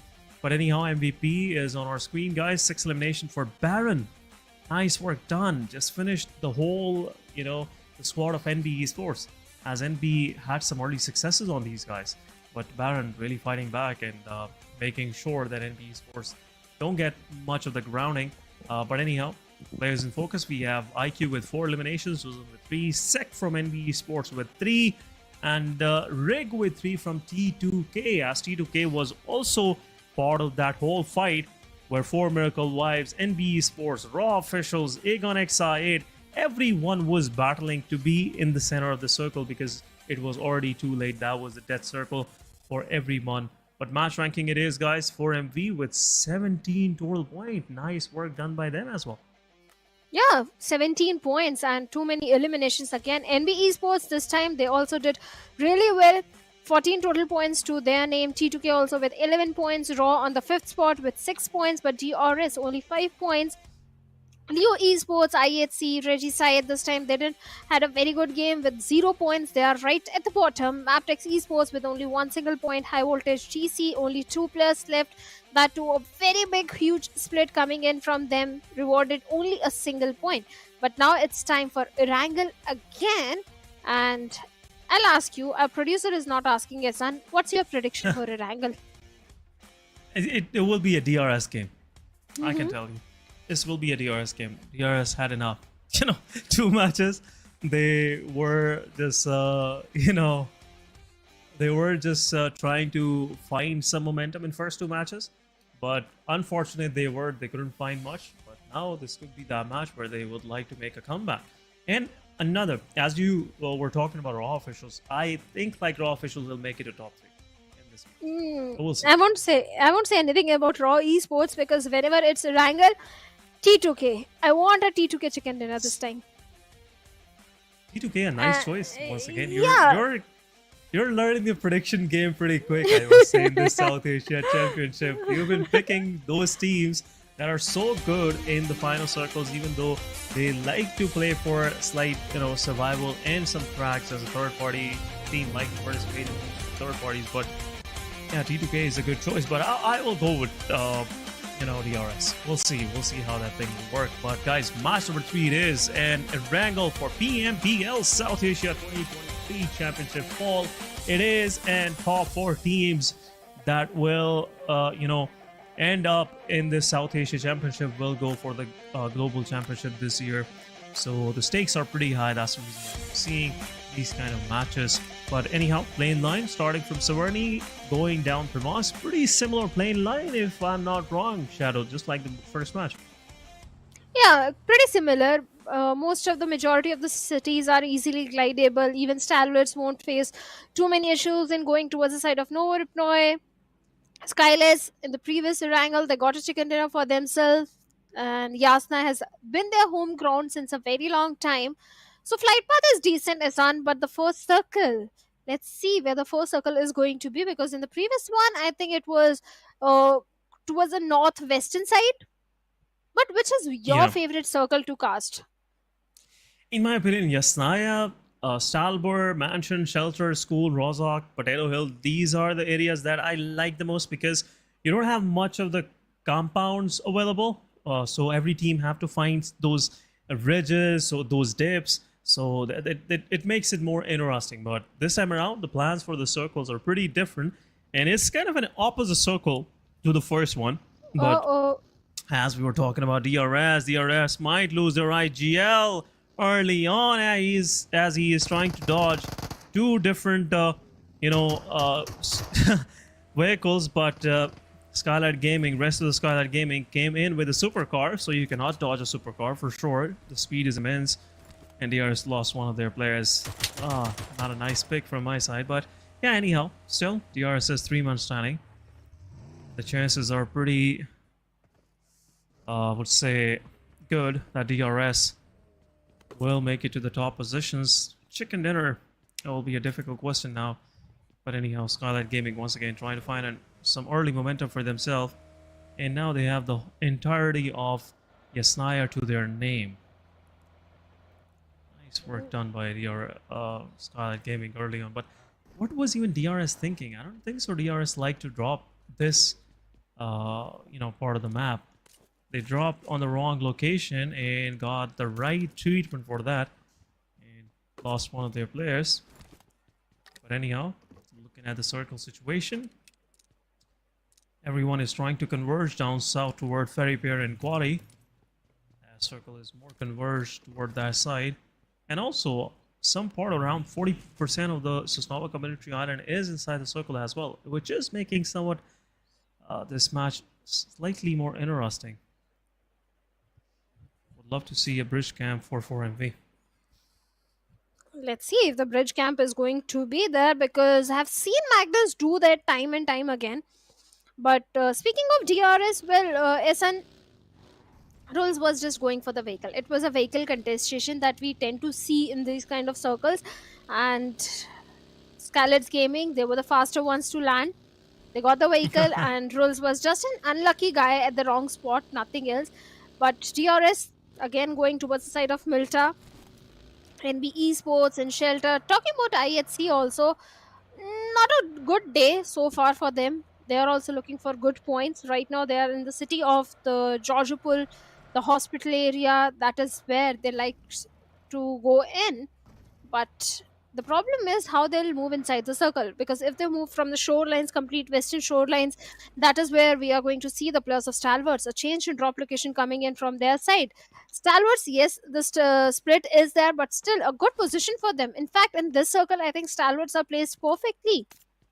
Against I8, again in the city of Primorsk, Mabetex, not an easy circle. Late rotation might be the key for them. But let's see which path they are going to opt. Yeah, we'll see. Stalwart Esports, they didn't took any chances. They just went in as soon as possible so they can have the right piece of real estate for themselves. So that's something I really liked from their strat so far. But I'm slightly concerned about teams on the extremities. Look at R3G where they are. They are so far from the circle. By the time they will reach somewhere close to this play area, there'll be nothing good left for them. But Doc 922, from where he got that damage? I'm still curious. He's low on HP, but no one is in the surround. As they were trying to move inside the circle, there might be some shots being shot on this guy, but Doc will right away heal himself up. And 4MV will be ready for this early fights happening. But most of these teams, as we are seeing, as Circle is pretty unorthodox. They are on the move, which is good. Which is good. If you don't have the play area to your name, try to rotate early on, because if you will delay this process, it could be something that can backfire later on, because most of these teams like to play slightly more defensive, especially the region Nepal. They're pretty strategic teams, and they like to rotate early on inside the circle and try to, get a good spot in the center. And that's where most of these teams that are more confident on their gun power get the treatment when they try to find a place inside the circle. So yeah, good strats coming from the side of T2K as well, Stalwart Esports, and also Magnus Esports. Magnus have a good position in Ferry Pair. They've been exercising with this new drop location in the South Asia Championship. These guys are pretty comfortable in Pochinki, and I'm still curious why they didn't opt for taking a fight against High Voltage DC. Maybe they don't want to take a risk early on in their matches, but anyhow, whatever works for them works for me. Just keep us entertained. Yeah, they are keeping us entertained. I like what Stalwarts are doing. This could be a quarry or nearby quarry final circle, and Stalwarts has already occupied the prime spot in the circle, not just in this circle, for the next few circles, unless it takes a hard shift. But Hard shift like, where? In the water? no, not in the water, but maybe towards the side of Pochinki or towards the side of Katka. The chances are very slim, but sometimes things happen we don't expect. But yeah, this is going to be a quarry circle somewhere, and Stalwarts are placed perfectly. Talking about Mabetex, they are going for the late rotation, and I think that's a good decision, because IHC also likes to rotate late inside the circle.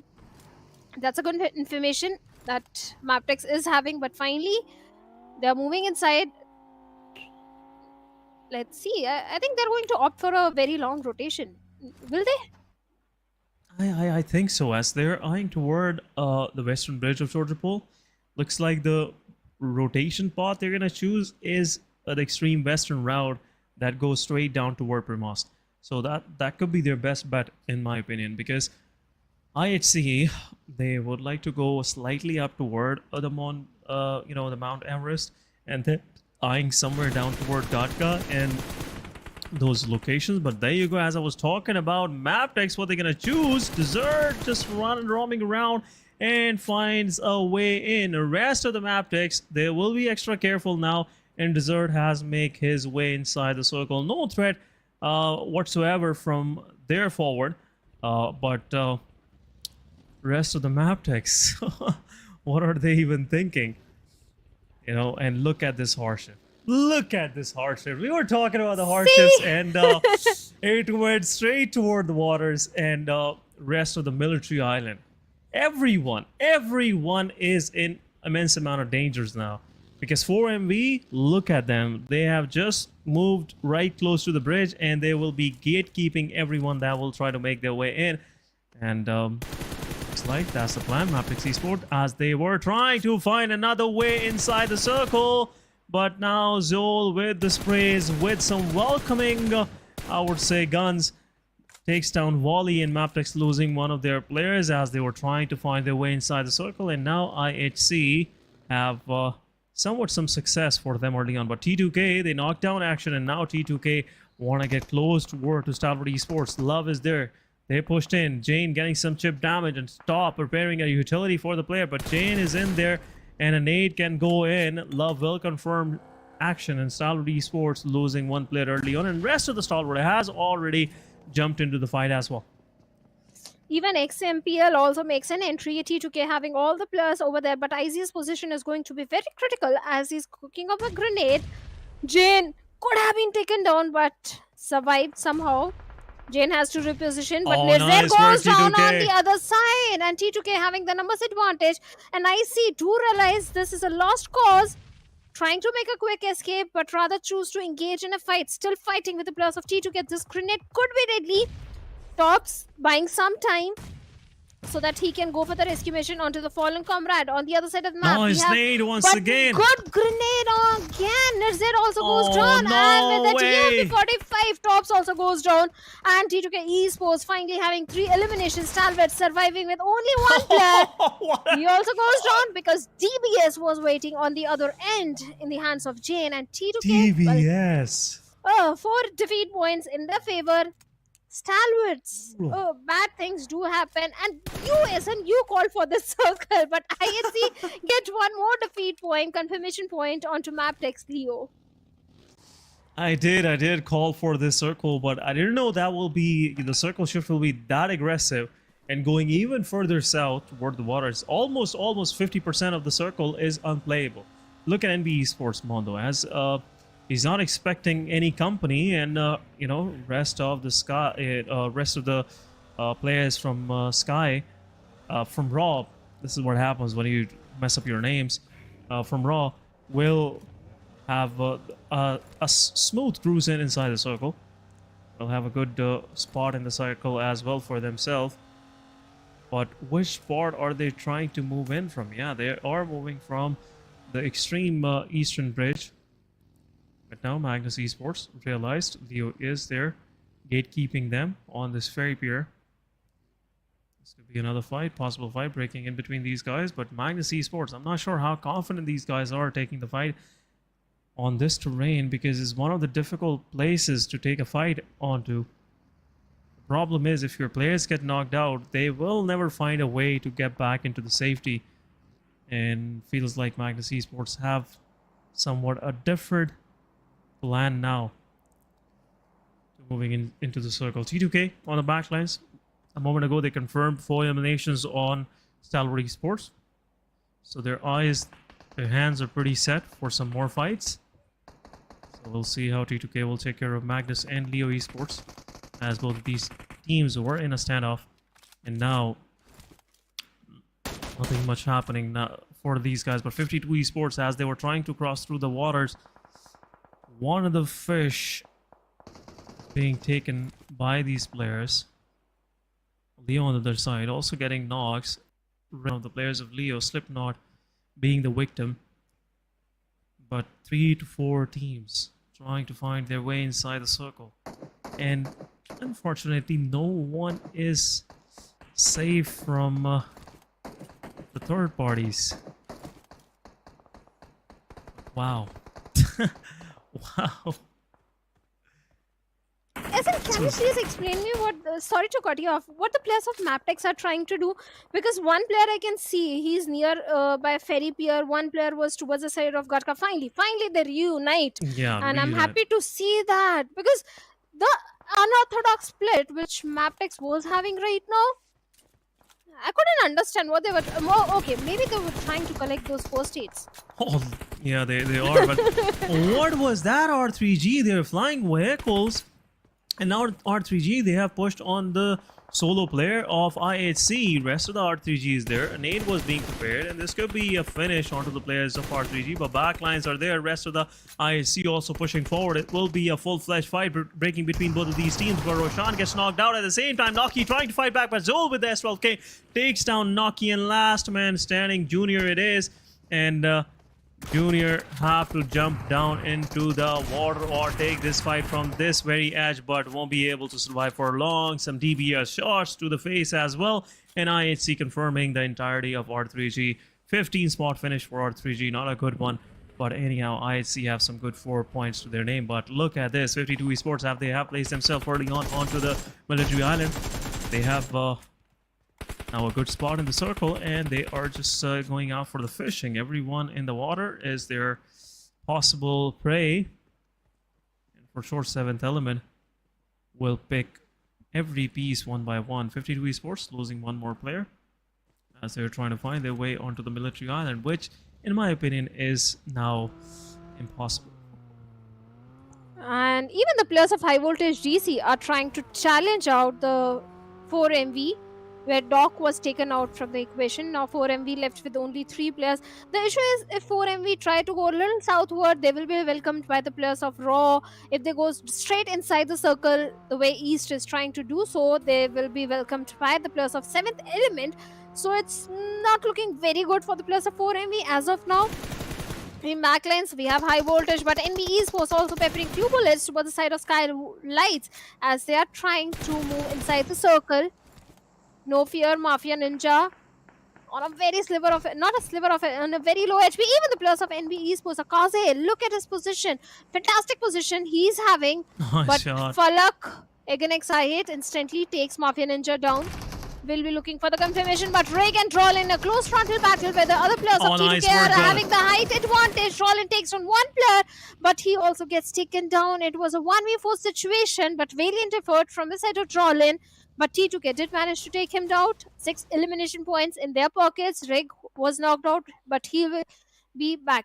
Magnus left with 2 players, Malik and Finn, still having a good compound. But the problem is they have to move inside the circle. They have to leave that compound. And T2K is waiting for them. 7th Element is waiting. Even the players of Mabetex, they have made it to the shorelines. Yeah, for sure. This fight is making into an all-in fight for Magnus Esports. Magnus Esports Malik is also knocked out. IHC is there, gatekeeping them as well.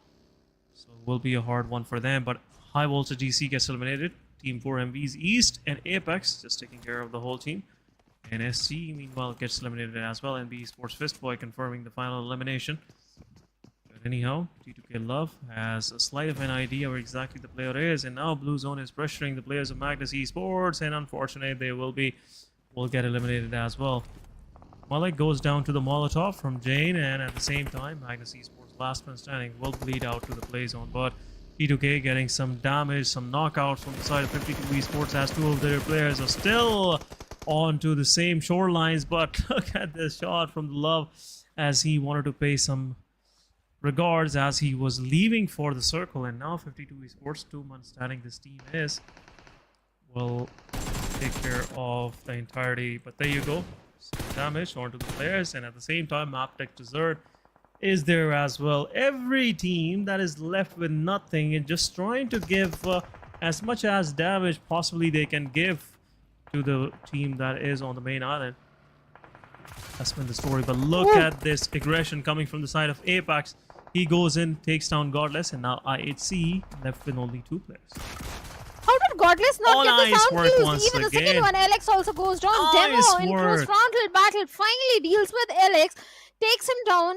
And 4MV left with only 1 player. I think 2 players, Baron and East are there. But how did Godless not get the sound cues when he was charging in? But never mind. IHC also in a bit of a tricky spot where Demo, he's taking the brunt of the blue. East along with his teammate just waiting for him. Mabetex Esports also bits by where the play zone hits the players of T2K where Rick has been taken down. DRS Gaming finds played, instant confirmation coming in.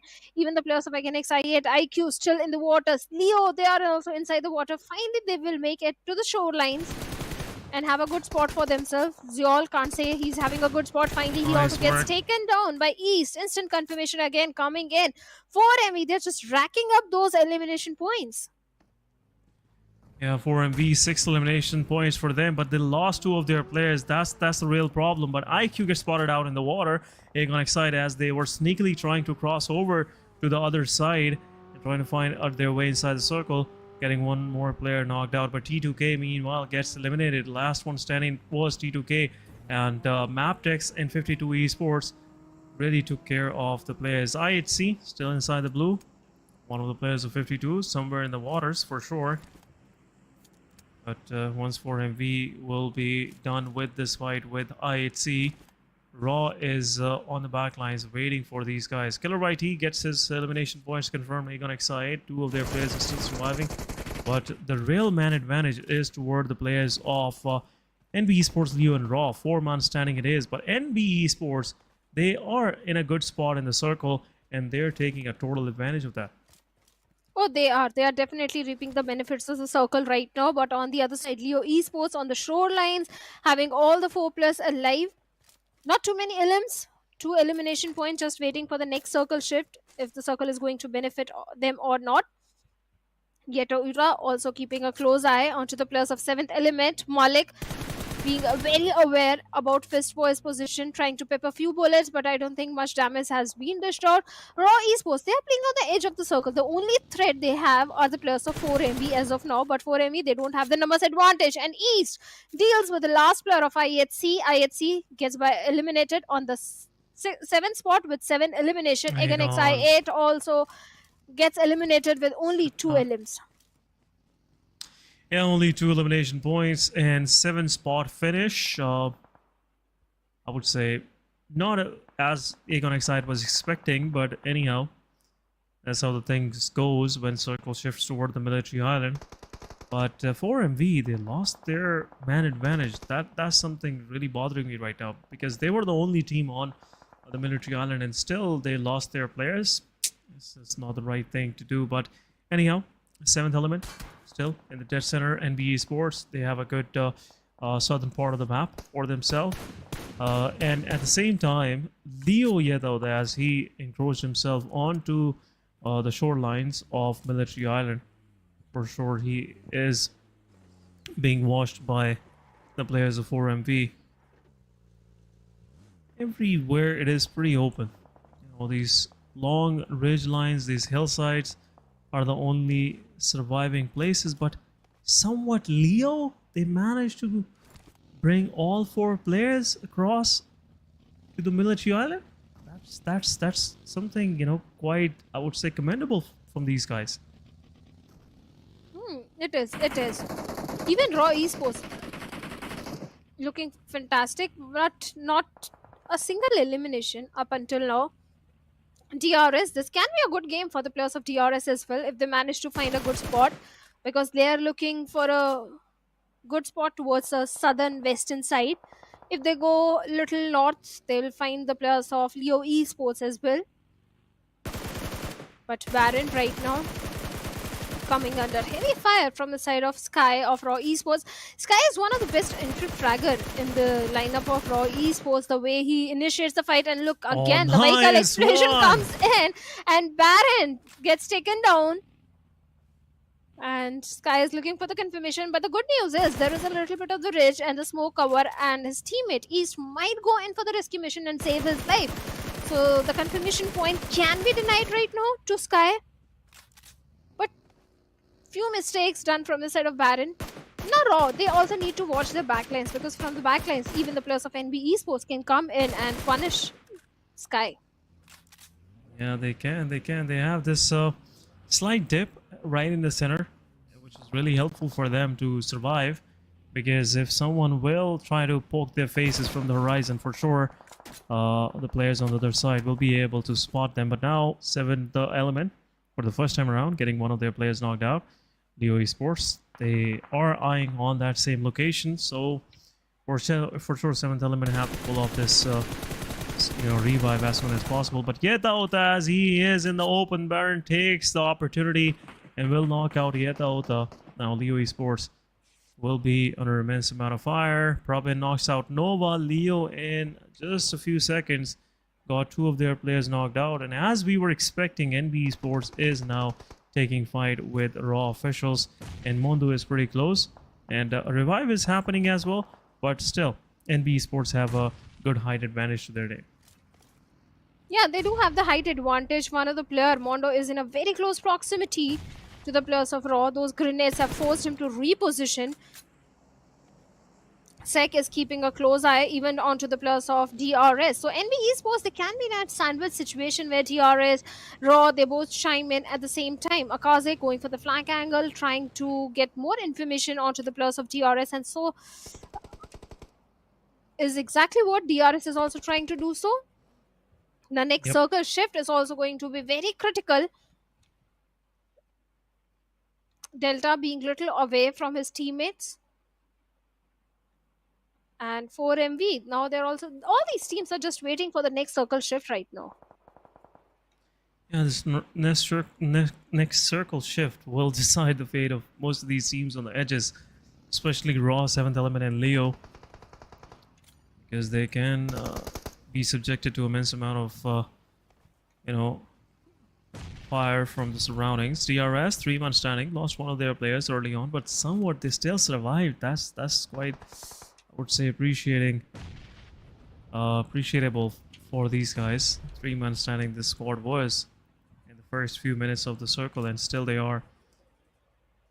But what is DRS trying to accomplish? Now, circle has shifted even slightly more southern toward the players of NBeSports and DRS, and this is that time where NBeSports and DRS will be able to form some elimination points for themselves. But Leo, they took down one of the players from 4 Miracle Wives. Baron gets confirmed. 4 Miracle Wives left with only 1 man standing. At the same time, DRS trying to find something onto the players of NBeSports as they are pretty much spread out themselves. 1-3, and now East confirming, knocking Slipknot down, and will be a possible confirmation on the player of Leo's final player, Liquid, as well. 7th Element confirming this elimination, 4 total points to their name, and now I guess 4 Miracle Wives are also out of the match. And so are the players of Leo Esports. 4 teams remaining where 7th Element have good compound to their name, but not the safety of the circle. And Mondo takes Jiggle down from the moving vehicle and gets a confirmation point as well, but from the backline. Seconds also Raw trying to retaliate, and Raw Esports gets eliminated with just a single point. NBeSports, well, they have 5 defeat points and a good momentum. DRS being the silent one, but Gyanta with the vehicle is moving forward, but Mondo has been taken down by Delta. Such a distance is there, but finally Delta having a perfect vision onto him. 7th Element also trying to make their moves. Gyante with it buggy is getting so much trying to get so much information. Let's see if the players of NBeSports can save the fallen comrades. Sec peppering bullets towards the side of T24 OP, and T24 OP just survived. The smokes were there on the perfect time. Yeah, and T24 OP, all thanks to his teammates, they smoked his way in, and now he's still surviving. 7th Element, 3-man standing. They lost one of their players, but 3 versus 3 versus 3 it is. Sorry, 7th Element has 3 players, and NBeSports have 4 of their players standing. So yeah, Mondo is getting revived. Leon gets confirmed early on. But DRS, they are pushing straight close to the players of NBeSports, and if Fistboy and Akas are unable to defend their location, it could be a possible chicken dinner coming for the guys of DRS. But NBeSports, once again, 4-man up. They have the player cap man advantage, but the problem is they are subjected to fire from 2 different sides. But GokuBot takes down Delta. It will buy some time for GokuBot to revive his own players. And also DRS. The process will get a pause just because of this knockout coming to Delta. And this will allow some time to the players of NBeSports to reposition themselves. NBeSports, definitely good smokes have been deployed, but Mondo finally finds Divine and T24 OP, 2 players down. GokuBot also surviving on a sliver of HP. So 7th Element, can they make it? No, answer is no. 7th Element also bits by way on the 3rd spot with 3 elimination. NBeSports, this is a game to lose. 8 elims. Mondo is still down on his knees. This is a moment when the players of DRS can chime in, but this grenade can be so very deadly from the side of Killer Whitey. Can he find connection? But no connection whatsoever. And now Killer Whitey, he has to reposition himself. One more grenade coming in, and this time Sek can go down, but again, he's so close. Oh, Akaze, he was so close. Yeah,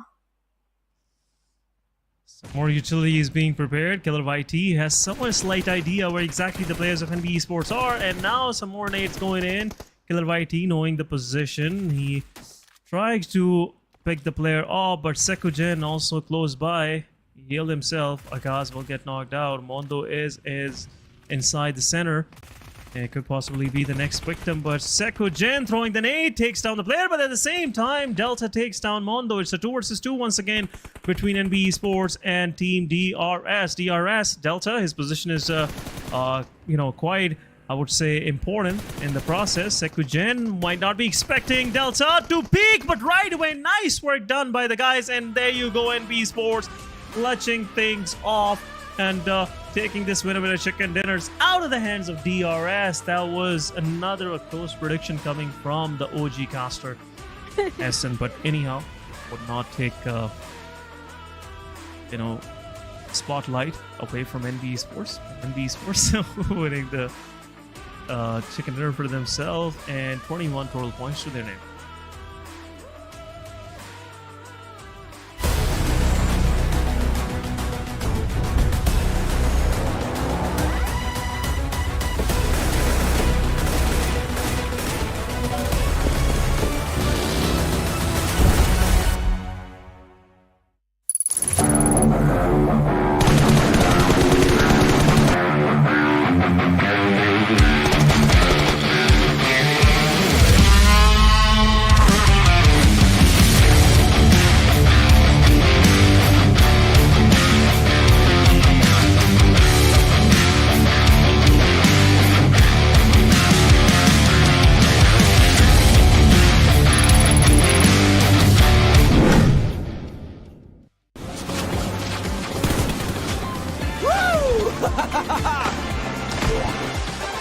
Welcome to Airdrop Carnival.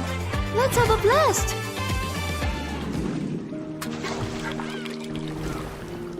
This is for you. Let's play together.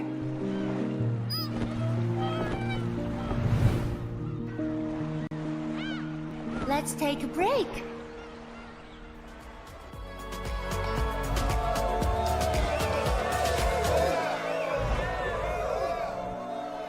Watch me shine on stage. I hope you can remember me.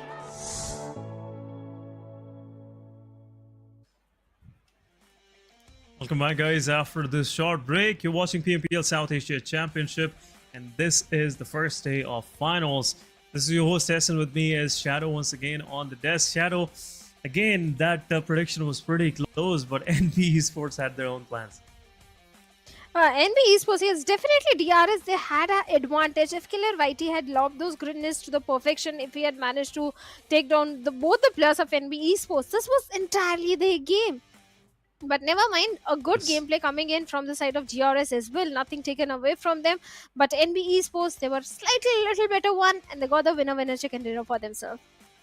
Yeah, especially that knock, that quick knock coming from the side of Sekujan. Yeah. As he was in the open, Delta could have taken him down. But some of these slight mistakes, or I would say slight,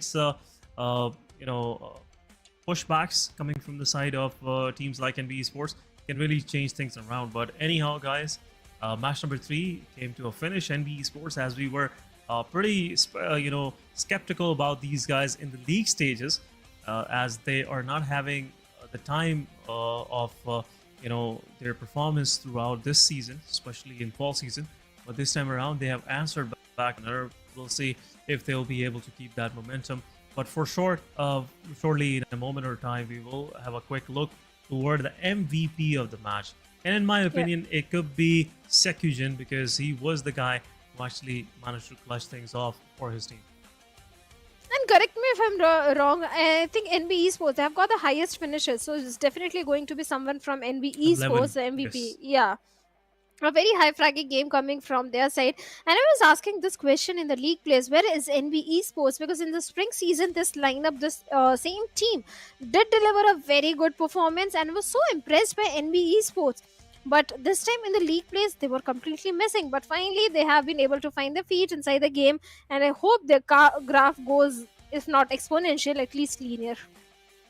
Yeah, at least they can maintain it, like an average of 10 to 12 points a match, which will be difficult, because the way we are seeing, first thing that really surprised me was Leo Esports managing to keep all of their players intact as they were trying to move through the waters. At the same time, Seventh Element, they defended that only compound available inside the circle from 4th circle onward. So that was quite commendable by these guys. But looking at the MVP, we have East 922. Nice work done by this guy. 23 minutes of survival, 6 total eliminations, 145 healing done, 661 damage dealt, 6 knockouts and 3 assists. 4 Miracle Vibes are really pacing themselves up after this previous match loss. It's still stacking some numbers for themselves. But player in focus, yeah, as we were expecting, Seku is there, Sek and Mondo with 5 and 4 eliminations respectively. Jane and True Love with 4 and 3 eliminations. to their name respectively as well. Nice work done by again T2K, as you were the one who picked them in the previous match, but still they managed to get some good elimination points. Shadow. Oh yes, they did, because first game didn't go entirely in their favor, but this time no placement points, just the pure aggression coming in from their side. 10 points to T2K, but NBeSports with 21 sitting on the top, 4MV also 12 total points to their name, and DRS on the 4th spot with total of 10 points, 7th element on the 5th with 9 points. But Stalwarts, they were taken out pretty early in the game. Few mistakes were done, and T2K, they were the one to wipe out the entirety of Stalwarts. Even Magnus not having a fantastic run, not having a good day right now. Mabetex also again with 0 points on the 14th spot. Oh, 0 point. Magnus Esports. So they didn't have the right match for them. They were throughout this match were trying to chase the circle. That's been the story for them overall in this sort of Erangel. But let's have a quick look at the first this overall ranking. First position goes to NBeSports, 43 points, a good lead, 9-point lead in 3 matches. It's a good number. And Fort Miracle Vibes on second spot with 34. Even though they didn't get the chicken, they are pretty consistent with their numbers. Look at 10 placement points, 24 eliminations. So even a chicken dinner will come, in the coming matches. Will cement them in a good position in overall leaderboard. But on the second page, DRS with 16, IHC with 12, Stalwart 52, High Voltage, Mabetex, Magnus, and Regicide with only single point performances. Stalwart Esports with 7 points, all coming in elimination. Same goes for 52 Esports, 6 points, all coming in elimination. Magnus Esports, Regicide, it's the same story repeating itself again and again for these teams on the lower bottom. Our schedule once again, guys, we are about to step into some chaotic fights of Sanhok. Match number 4 it is, and finals. Things are gonna heat up even further in this match, Shadow, and my expectations are now kind of very high in terms of unexpected fights. But we'll see how these things will just open up themselves. Let's see, Sanhok, a very fast-paced map, and I'm not going to give any prediction from now. I'll just go with whatever you predict. So I'll ask you again. I'm going to throw you under the bus today so many times. Which team you think is going to get the Sanhok? I think it's High Voltage DC. They didn't get a good match so far, So I'm really looking forward to them. They have that right mixture of aggression that is pretty suited for a Sanhok, so I'm really looking forward toward High Voltage DC to get a chicken dinner. Should I just call you the prediction master for the second spot? Yeah, you can say that. I always hit somewhere in the ballpark, So not that accurate, but yeah. I can feel that pain, because the same thing used to happen with me in the previous season. During whatever team whatever team I used to predict, they used to come on the second spot, especially T2K. So even I think DRS, they also stand a very good chance in Sanhok, because they always have a very good run. But a good prediction, High Voltage DC, they like dropping in towards the side of Camp Alpha. Good rotations come in from their side. So yes, there's a very high probability that High Voltage DC can get this one in their pockets. But let's see if that's going to happen or not, because up until now, High Voltage DC, they have not been having the best of the time. The first game, they came on the 8th spot with 2 elimination. The previous game also, they were taken out pretty early in the game. Yeah, some of these teams are really trying to find some footing for themselves in this competition so far. They have seen some early good matches for Fort Miracle Vibes, NBeSports. They got something for themselves, even though in the previous match in Miramar, not the previous one we just witnessed, before that, second match of the day. NBeSports, they were in a good standing. They finished on the 3rd spot, as we saw Fort Miracle Vibe Baron just finishing these guys off, but there was a lot of smoke. The vision was not there for NBeSports to even strike even harder onto the players of Aegon and Fort Miracle Wise, but they are in that sublime touch which we were expecting from them in league stages, but in the finals they have came in with all their gun blazing, and so far things are working out for them. They have a good lead to their name. But talking about High Voltage DC, the way they played on the last 2 days of league stages of South Asia Championship, I want them to continue that throughout these 4 days as well, because that's the right mix. That's the right recipe for them to actually eventually make it to the top positions and could possibly be qualifying for the GC.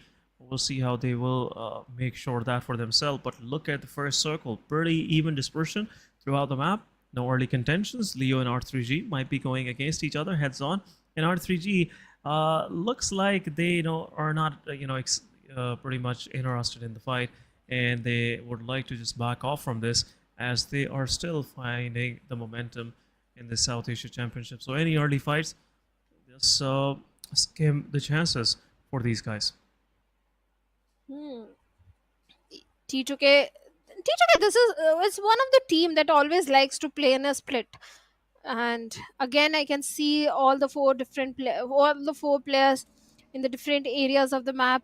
Not too far in the close proximity though. But speaking of Regicide also, not having the best of the day today. Regicide, they're right at the bottom with only few points to the names. So they really need a good game so that a good momentum can set up, because for now they only have 3 points in their hands. Yeah, just 3 points, 3 matches, 3 points. Not the performance we see from regular R3G.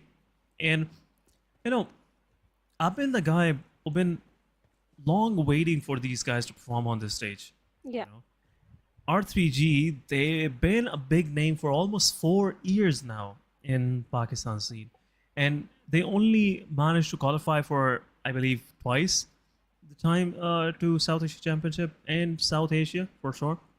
And I want them to perform and showcase the kind of same aggression that they they bring to the party in PMPL Pakistan and all the local tournaments as well. And I know they have that potential. But somewhat, every time R3G like to just start accelerating in the match, they, put themselves in a position where they can actually find some good elimination points for themselves. Something backfires and the rest of the R3G just drops down like flies. So that's quite hurtful for the fans back home, including myself. I want to see them excelling even further, because right now, the lineup these guys have, every player is a beast in close range, in my opinion. Every player used to be an entry fragger for other teams. Talking about 420 Boy, talking about Roshan, talking about Senior. Senior is the guy who has a record 13 eliminations, solo 13 eliminations in the PMPL Pakistan in a single match in Sanhok, solo. So these kind of performances, if you're able to pull these off in the past, why not now?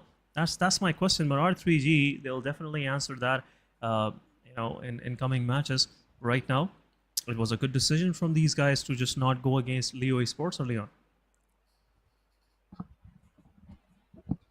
Oh yeah, it was a good decision, because Regicide, they can't take any more risk. They have to focus on their own individual gameplay, and especially in this kind of a circle where they are somewhere on the southern periphery, they have to focus on those rotations, find a good spot for themselves inside the. But this is a pretty tricky circle to play, SN, covering all the 3 islands. It can go either towards Camp Alpha, towards the Paradise Resort. So the ideals have to make the call, and this is not going to be an easy job to do. Hathan is up for grabs. Raw Esports can definitely head over there. But speaking of Leos, I don't think it's going to be an easy journey for them, because 7th element, they're also there to cut off those rotations. And the split in which the players of Leos are, I don't know if it will work in their favor for now or not. But T2K also having the complete eastern control, but from the backline, SKYLIGHTZ are coming in, and look at the position of Love. He's a little far away from his teammates. He could be in a situation of a 1v4, but right now the things are opening between Raw and Agonix IH, where Blade has been taken down. Early on, Team Aegon going against the players of Raw officials. Raw, they're not putting a pause to their aggression, and I'm loving it so far. Early on, taking one of the players down from Aegon XI8, and both of these teams are somewhat close by to the south of Hathan. So yeah, that's been seen so far. But where exactly these players are. I'm still curious. Aegon XI and Raw officials, both of these were trying to fight their way in, but Aegon XI, they have repositioned themselves and rotated through the water toward the main island. Looks like the circle will shift that way, but in the kill feed, T2K, love. Just paying some lovely regards to the players of Skylight Gaming, taking down Skylight Gaming Nima. So no more missions of finding Nima. But Love with one more grenade takes down Mr. Boru, but Example gets knocked out as well. Love with more utility being thrown. And what is even going on right here? What is this? One more nade goes in. Mafia Ninja goes in. And Love is low on HP. Have to go in and heal himself up. But where is he even trying to go? That's my question. No fear with the shotgun. There you go. Love in the open as he was thrown down. Will get confirmed. And Skylight Gaming striking back and striking hard. Taking two of the players of T2K down. Love goes down, but valiant effort from his side. It was a 1v4 situation where he did manage to take down Nima, get the confirmation point. Then he took down Mr. Boro, took hefty HP out of No Fear as well. But in the end, SKYLIGHTZ Gaming, well, they did manage to eliminate him, but they also lost one of their own player. Now T2K, they have to be on the alert mode. SKYLIGHTZ Gaming, their problem is not over because of the edge of the circle. All the remaining players of T2K, they are very well aware that there is a team coming in. They can gatekeep the remaining players of SKYLIGHTZ Gaming.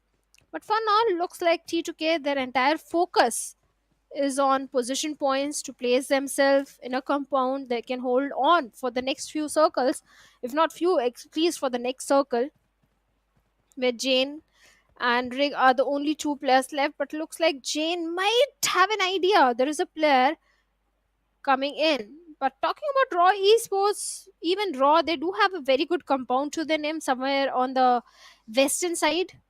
But Seventh Element, they are present in the very close proximity. So a fight can definitely happen. Yeah, the reason why I'm having this time of my life, I'm laughing looking at this situation, because Seventh Element, they like to take this fight on these compounds. And somewhat, they have, cracked the code of how to approach this compound. But we'll see if they'll be able to do it this time around against Raw officials. Because in their strategy, moving from Camp Alpha toward the eastern side of this Camp Alpha island, they always go in a fight against any of these teams that are trying to hold on to this compound. But Leo, at the same time, a good rotation coming from their side. Now they are in the hot end. They somewhat have a edge of the circle, and they can make their way onto the main island as well, if the circle even shifts further. Because look at this, the edge they are approaching, no one is there. And for sure, they will have a good compound to their name as well. I would love them to actually capture that compound right next to the bridge, north of the bridge. That can get them some good elimination points. But Skylight Gaming trying to find their way inside the circle. 52 Esports could be the possible gatekeepers. But airdrop number 2 drops in the midst of these fights happening onto the main island, where Groza is in there. So we can see kind of mood is already setting for some aggression that needs to be unveiled on these players. So Groza is there, level 3 gear is there available in this one. We'll see who will get their hands onto this Groza. I would say the most powerful assault rifle it is, in my opinion, in PUBG Mobile. And none of the, except this LMG, yeah, no other gun is that, I would say, difficult to play against than Groza. What's your opinion on that? Groza is definitely one of the most deadly weapon out there, but I think right now the meta has shifted, and DBS, I don't think any gun can stand in front of DBS. I just hate DBS, but never mind. I Hate it or love it, it's one of the best weapon in the short range right now. And we can see all the players are now shifting to DBS. It's always a AR or a SMG, and the other weapon is always a shotgun. Even Choto is having a S12K in his hands. So shotgun has definitely taken up a rise. But speaking of Choto, He's very well aware of the position of the players of SKYLIGHTZ Gaming. Just trying to not make any sort of noise, but SN needs to be very careful because the compound he's looking for or he's eyeing for, Jane is already hiding in that compound, and if Jane gives any sort of sound cue or the crate is there, now Hassan is aware that there is a player. And let's see if Jane can clutch it out, because right now only one player of 52 is rushing towards him. But on the other side of the map, High Voltage GC is punishing the players of Mabetex Esports and getting those confirmation points. Yeah, at the same time, High Voltage DC confirming some 2 good elimination onto the players of High Voltage DC, but a nade being thrown by Jane will give some chip damage to Hassan.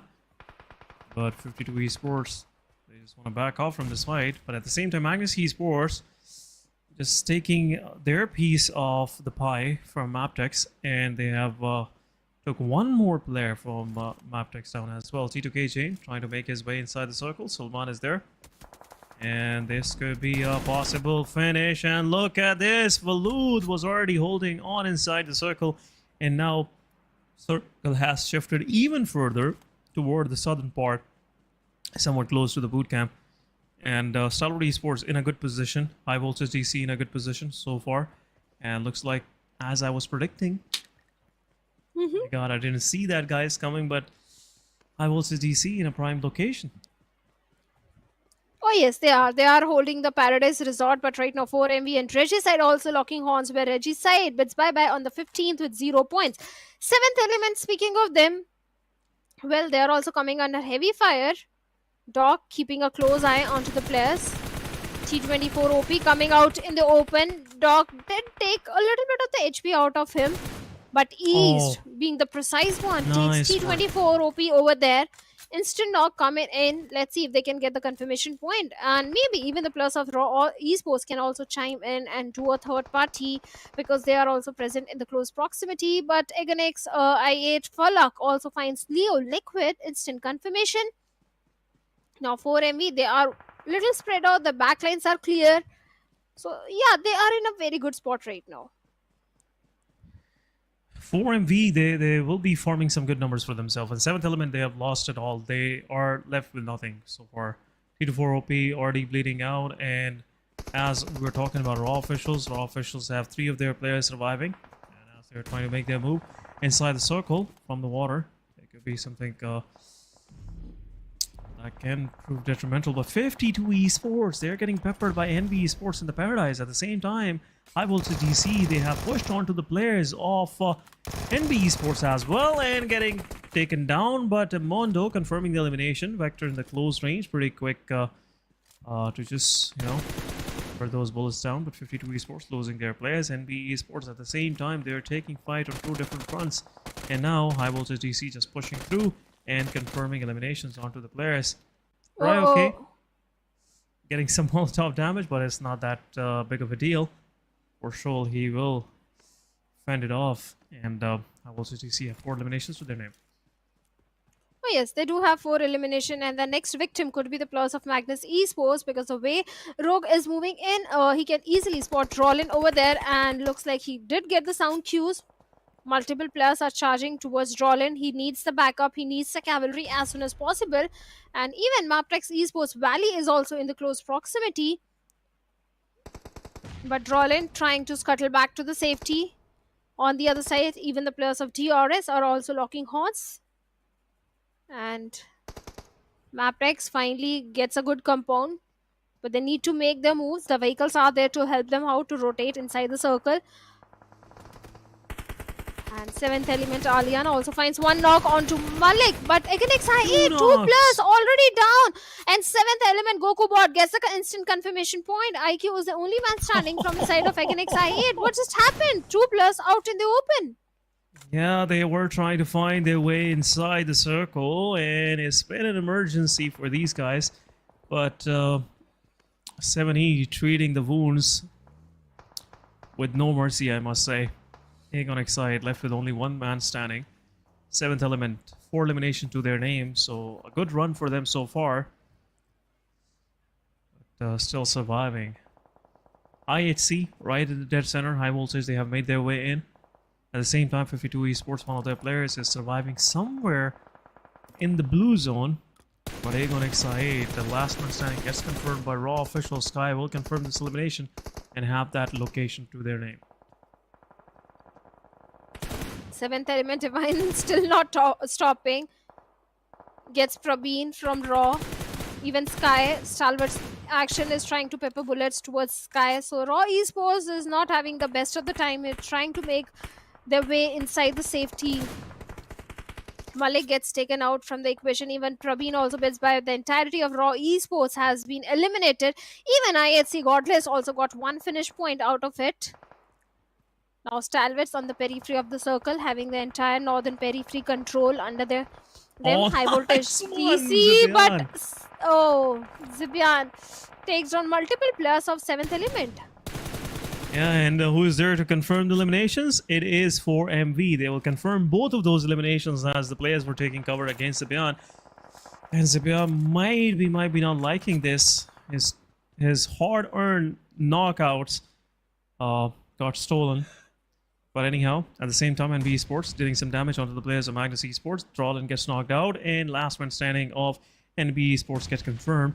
And a quick revival on Drawlin will also come forward as well. But 4 Medical Vibe with 4 man standing, MGS with 4 man standing, and Medical 4MV Baron takes down the final one of 7E. And 7E, just a quick bit of farewell to these guys, leaving on 8th spot with 7 total eliminations. So far, 7 total points. So far, a good match for them. But Stalwart Esports, they're going against the players of Magnus, confirming Drawlin right away. No mercy shown. And now Magnus is left with only 3 players. Have to make their way inside the circle. But everyone is eyeing on to the compound of DRS. But the major threat is close by. That is high voltage DC. But at the same time, Mr. Boru knocks out one. And a nade goes in as well. Killer is also low on HP. And this will get some time to the players of SKYLIGHTZ Gaming. A Molotov goes in. And a nade also from Gyante takes down No Fear. But Mafia Ninja is there with a nade of his own as well. Another nade from Gyante takes down Mafia Ninja. Last man standing for Team SKYLIGHTZ Gaming. Mr. Boru it is. And some utility being traded on both sides. But right now, DRS, they have resetted themselves, and SKYLIGHTZ Gaming is on a verge of elimination. Last man standing, Mr. Boru it is. And once again, as a DRS, Killer YT, he tries to go even further. Gets knocked out by IHC as they were watching this closely as well. Mr. Boru, last man standing. A nade goes in from Delta, confirmed Mafia Ninja. But still, Mr. Boru is there on the back lines. I don't think so he will be surviving any further. But he is the last hope for SKYLIGHTZ Gaming. We are left with top 7 teams. DRS, Killer YT preparing another utility for this guy. But we'll see what the plan is. At the same time, Mr. Boru getting a third party as well. Getting some damage. But the nades are not even in a close range. Getting some chip damage onto Boru, but the guy is still surviving. He is a lucky man. I have to say, he's a very lucky man. Or maybe DRS, they need to work on their utility usage because they are missing that perfect projectile. Rules again trying one more time, and Mr. Boru, he has repositioned himself. The blue zone, he's at the mercy of the blue. He will go down either by the blue zone or by the players of DRS. He's going for the heal battle. He's going for the heal battle, not too many first hits, and done. That's a good way not to give one elimination point to your enemy, rather go by the plane zone. And now DRS, they are on the southern edge of the circle. Even they also need to make entry where the plus of high voltage DC can be that ugly thorn for DRS. They are placed perfectly. They do have a certain height advantage. Even Dog can also do a third party 4MV high voltage DC. 2 teams peppering bullets towards DRS, but Delta finds one last man from Magnus Esports, and Magnus bids bye-bye on the 6th position. Yeah, at the same time, some carrying work on the side of 4MV. Apex gets knocked out, and Dog, using this feature, just picking his player, bringing him back, and will revive him here as well in a safe place. But DRS, they have made their way inside the circle. High voltage GC weren't able to deal much of the damage onto the players, but ISC still on the circle of this next circle as well. But high voltage, they have a good position inside the circle. Now they can see everyone that is trying to move in, and they can possibly third party onto the fight, but one nade goes in, takes 2 of the players down from DRS, and DRS is left with nothing. Delta pretty close to the players of 4 Miracle Vibes as they will try to push forward.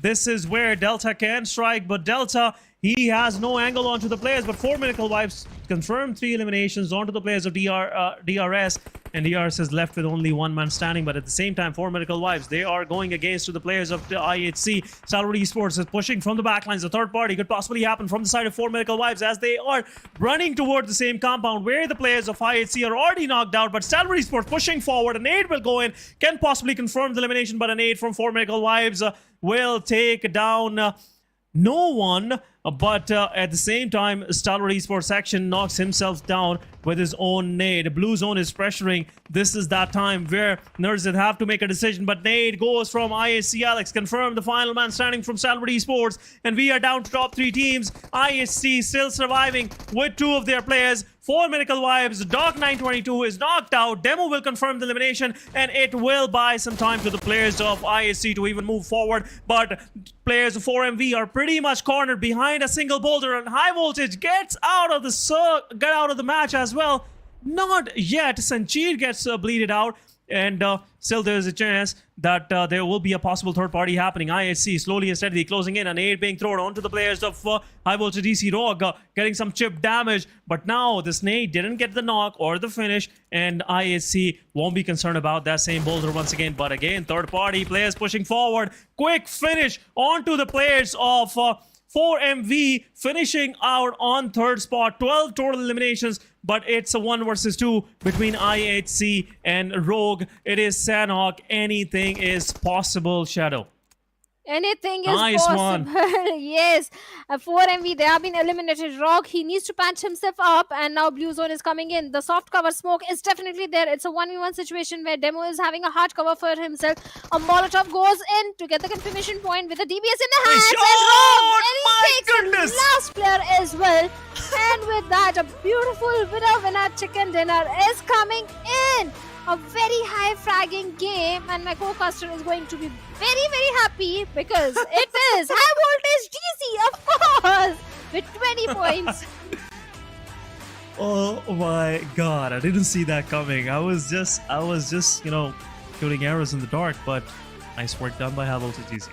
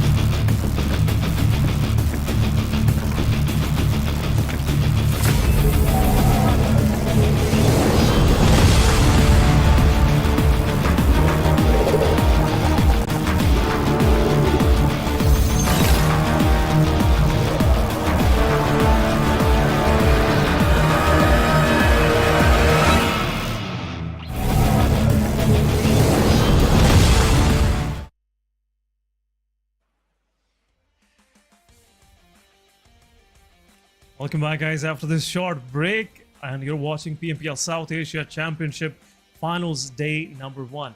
Match number 4 just finished out, and we have a winner at the end, and it is High Voltage DC in a good 1 versus 2 against IHC. But again, not gonna go toward that part, just proving my intelligence and excellence. But just want to ask Robin, as you were talking about IHC, they weren't having good matches in this one. It really was one heck of a match from these guys.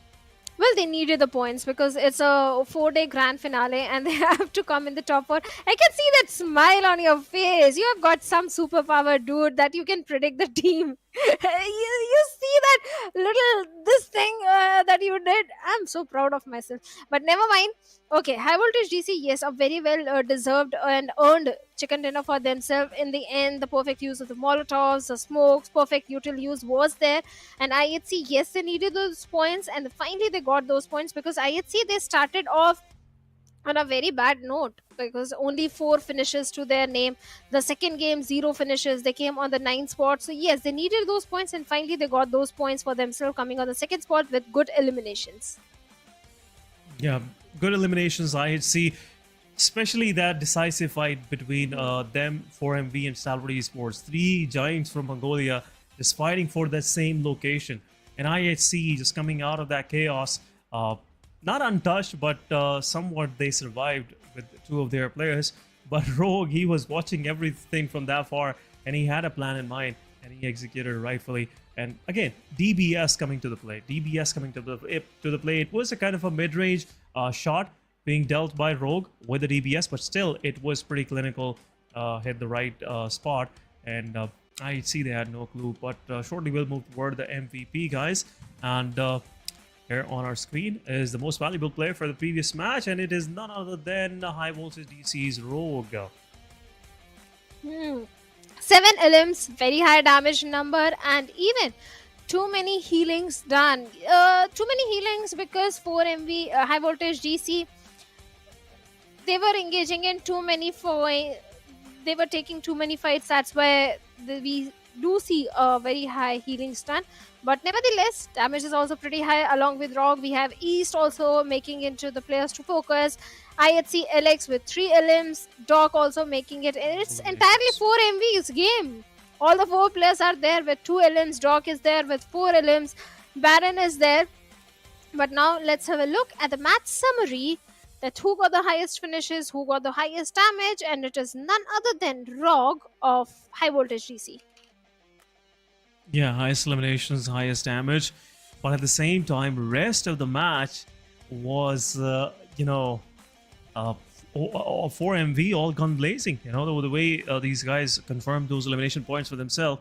The fight against DRS, that quick finish onto the players of Arth-Fiji, taking a piece of 7th element as well. So they racked up some good numbers for themselves, 12 total points. And still, even though they didn't get the chicken dinner, they got 17 total points, which is quite commendable in my opinion. But High Voltage DC with 20 points to their name, putting them somewhere close to the top 7 positions and exactly on the top 7th position.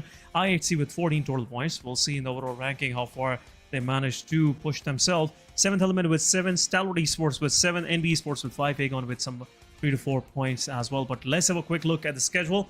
We have another match, getting ready for us.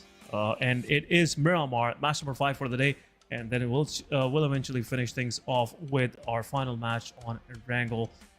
It's been quite an intense day so far. Some unexpected chicken dinners coming, starting the day off with SKYLIGHTZ and NBeSports with a chicken dinner, and High Voltage domination coming with a chicken dinner with a dominating performance of 20 total points. That's outstanding so far. But GG's. My hopes are again getting higher for teams like 4MV, for IHC, the way they've been consistently performing in previous 2 matches. Well, they have been consistently performing. 4MV is definitely one of the aggressive teams in the lobby, and we do expect big things. But in the previous Miramar, it was against IA that got a winner-winner chicken dinner. Who do you think will take a winner-winner chicken dinner in this Miramar? This Miramar, I want to see someone getting the chicken dinner from Pika region. But honestly, the name that comes right on top of my mind is 4 Miracle Vibes. I think this is that time where 4MB will eventually take that curse off them, as in any match where they have some good numbers in eliminations, they end up losing too many of their players, and they cannot just give those finishing touches to the match overall. But would love to see 4MB winning this one. Any wild guesses from your side, Shadow? You just read my mind. I was thinking about 4MB because 4MB, they came so very close to getting a winner chicken dinner in the previous Miramar. So this time they would definitely want to earn it because they missed it last time. So yeah, definitely I think 4MB is a very good option. Not option, a very good prediction, I'll say. But even the players of NBeSports also did deliver a very good performance in the Miramar. They went ahead and got chicken dinner in Erangel with 21 points. So I think it's entirely 4MB's game. Yeah, some good, picks coming from the side of Shadow as well. Not gonna deny that. NBeSports, they are looking pretty strong. They're looking pretty strong in their 4v4 fights. Their confidence is in place. So yeah, they could be this match could be their match, but this will be their second chicken dinner, which again can be very helpful for them to retain that first position. But anyhow, talking about the first play area, we have Los Leones, La Bandita, a pretty balanced circle for the first time. But what just happened? R3G, did they lost one of their players, or did they confirmed one on Mabetex? Yes, they confirmed one on the Mabetex. Wally is no more in the match. Mabetex have to play their further, developments throughout this play with only 3 men standing. So yeah, R3G have some early success to their name, 1 point. Yes, Regicide finally having a good start. They need those points, but they need to be very aware of their surroundings, because maybe the players of Mabetex can charge in towards them. They might seek revenge. They might be looking for some revenge. But right now, Demo is also in a very tricky spot. Thank God his teammates are there to back him up, because the players of Magnus are right in front of them. Demo does have a weapon, but no armor, just a single grenade. And Zabian is the one who needs safety right now. Who needs backup right now, because looks like the players of IHC, they are rushing onto the compounds, and Zabian is out there in the open with a buggy, rescuing his teammate as well. And looks like Magnus Esports, they will move into the safety. But Rollin, a cat and mouse chase is going on between IHC and Magnus right now. Yeah, both of these teams somewhat have an idea that there is a fair chance that opposition player don't have a gun in his hand. So why not just pick the soft target? But I see they're pushing onto the player, and they are pretty much in the open, and a shotgun to the face by Drolin, but right away Zols follows up and takes down the players. But Magnus Esports, they're going all in this fight. A third party, not the third party, an off angle from the player is there as well, but the shotgun is there. IHC, they have one of their players knocked out, again stepping out in the open, but Fenny low on HP will go for the confirmation with a shotgun to the face of Magnus Esports players. And another one knockout. IHC, they're about to get clutched. They're about to get clutched by this player. A shotgun, jump shot, and it's over. 3 pieces for Magnus Esports, Finny. And IHC, oh my god, weren't expecting this kind of pushback from Magnus Esports, and got confirmed. Drawn, unfortunately, been the victim of situation, but overall Magnus Esports have 4 eliminations to their name. IHC, they shouldn't have picked this fight. They should have let the players of Magnus go on their own way, because Magnus was not interested in picking up this fight. But now IHC paid the price, and Feeney, what a clutch coming in from his side. Oh my goodness. Already 4 elimination, 3 elimination goes to Feeney. Single-handedly, he clutched it out against IHC, and now Magnus Esports, a very good head start for this 4th game of the day, that is Miramar. And they need those points, son, because Magnus was also one of those teams who was trailing behind, lacking behind, not having too many points in their hands. But finally, they can find themselves in a good spot. All they need to focus on are the position points right now. Yeah, position points. They lost their IGL, so they have to make this work for themselves. 4 total eliminations early on. Really gonna set them in a pretty nice spot. Major threat is evicted, I must say. IHC, they are out of the match. But anyhow, still, there's more coming their way as R3G is trying to make their way inside the circle from up north. Will join Magnus Esports somewhere close to Junkyard, or maybe south of Junkyard, close to Minas and Raleigh. But what a start to the match. What an intensifying start to the match. And it really raised the whole bar for this match throughout for every team out there. But Circle, as it is more toward the southeastern part of the map, and most of the major cities are in there. So we're going to see plenty of space available for teams that are moving from outside.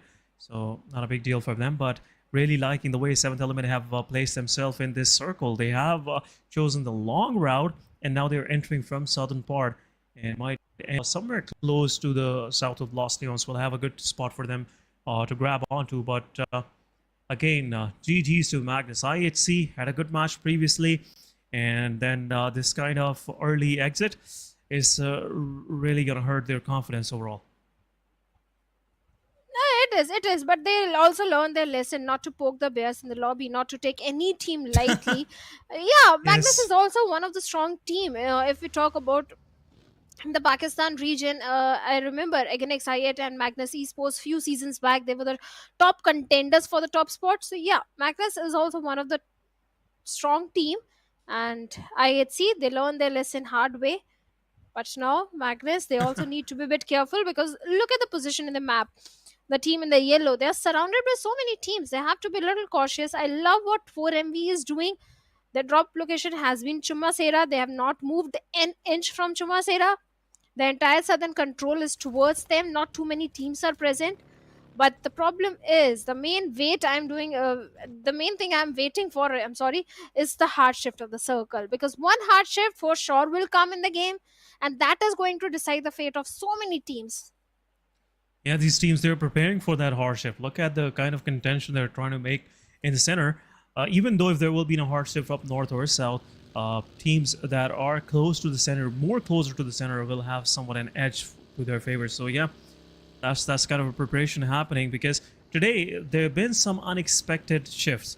And so far, the thing that been quite noticeable in that whole thing was that teams that were close to the center got something for themselves. But Mondo with the strike takes one of the players down from Stalwart Esports, and Stalwart Esports now they are fighting back, but action is up top there, and he is going in the fight as well. But this could be a close quarter combat between both of these players, and a shot being fired, and Stalwart Esports losing the second one down. What is happening? What is this shift in the pace of this overall competition? The aggressors are getting aggressed on, and now NBeSports have the total advantage of the situation. They lost two of the picked up two of the players of Stalwart Esports, and Stalwart Esports, as they were trying to find a good space near graveyard. For sure, the place did the justice, made some graves of Stalwart Esports right then and there.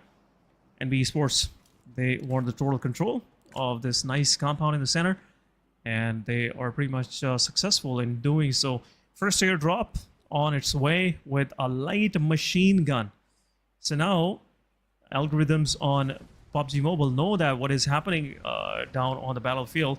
So they are dropping the weapons that will be more useful in these kind of chaotic situations. But again, Stalwart Esports, Mabetex, Magnus Esports, they are having some heck of a ride so far. Some early fights, and some of them are having some good successes, and some of them are just dealing a lot of damage. They are, and the damage is being dealt by the players of Mabetex, where Zero has been taken out, and instant confirmation goes in to the players of again X8. Now Mondo also in the close proximity to the players of DRS. Now look at the position of NBeSports in the mini-map. They are in a split position. They need to regroup or create some flank angles, as Delta is trying to make his way to the safety, as Mondo was peppering bullets. The vehicle has definitely taken a certain damage, but the player of DRS is safe. Sek, he also needs to patch himself up, but not too many first aids. I can see onto him exactly 0 first aids, to be very honest. And Akaze is still looking for rules. Now DRS, they do have a good compound to the name, so NBeSports need to be on a little guard. And the circle has shifted away from both these teams. But Mondo again creating a good angle. peppering bullets onto the players of DRS, but finally the players of NBeSports decide to disengage. Smart decision, mature decision coming in from the IGL to prioritize the circle. Even look at the vehicle of Akash, a few bullets and he's done. The vehicle is done. Yeah, Kaze, he is playing a risky game. And some of these players love to play these kind of risky plays. But anyhow, anything that is moving and has 4 wheels for sure will help these guys to move inside the circle. And now Akaze have to find a good, healthy vehicle for himself.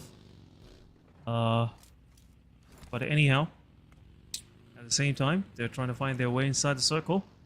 And they have chosen more of an eastern approach toward that part of the map, but Circle has shifted even southern toward the Lost Eons, as you mentioned as well.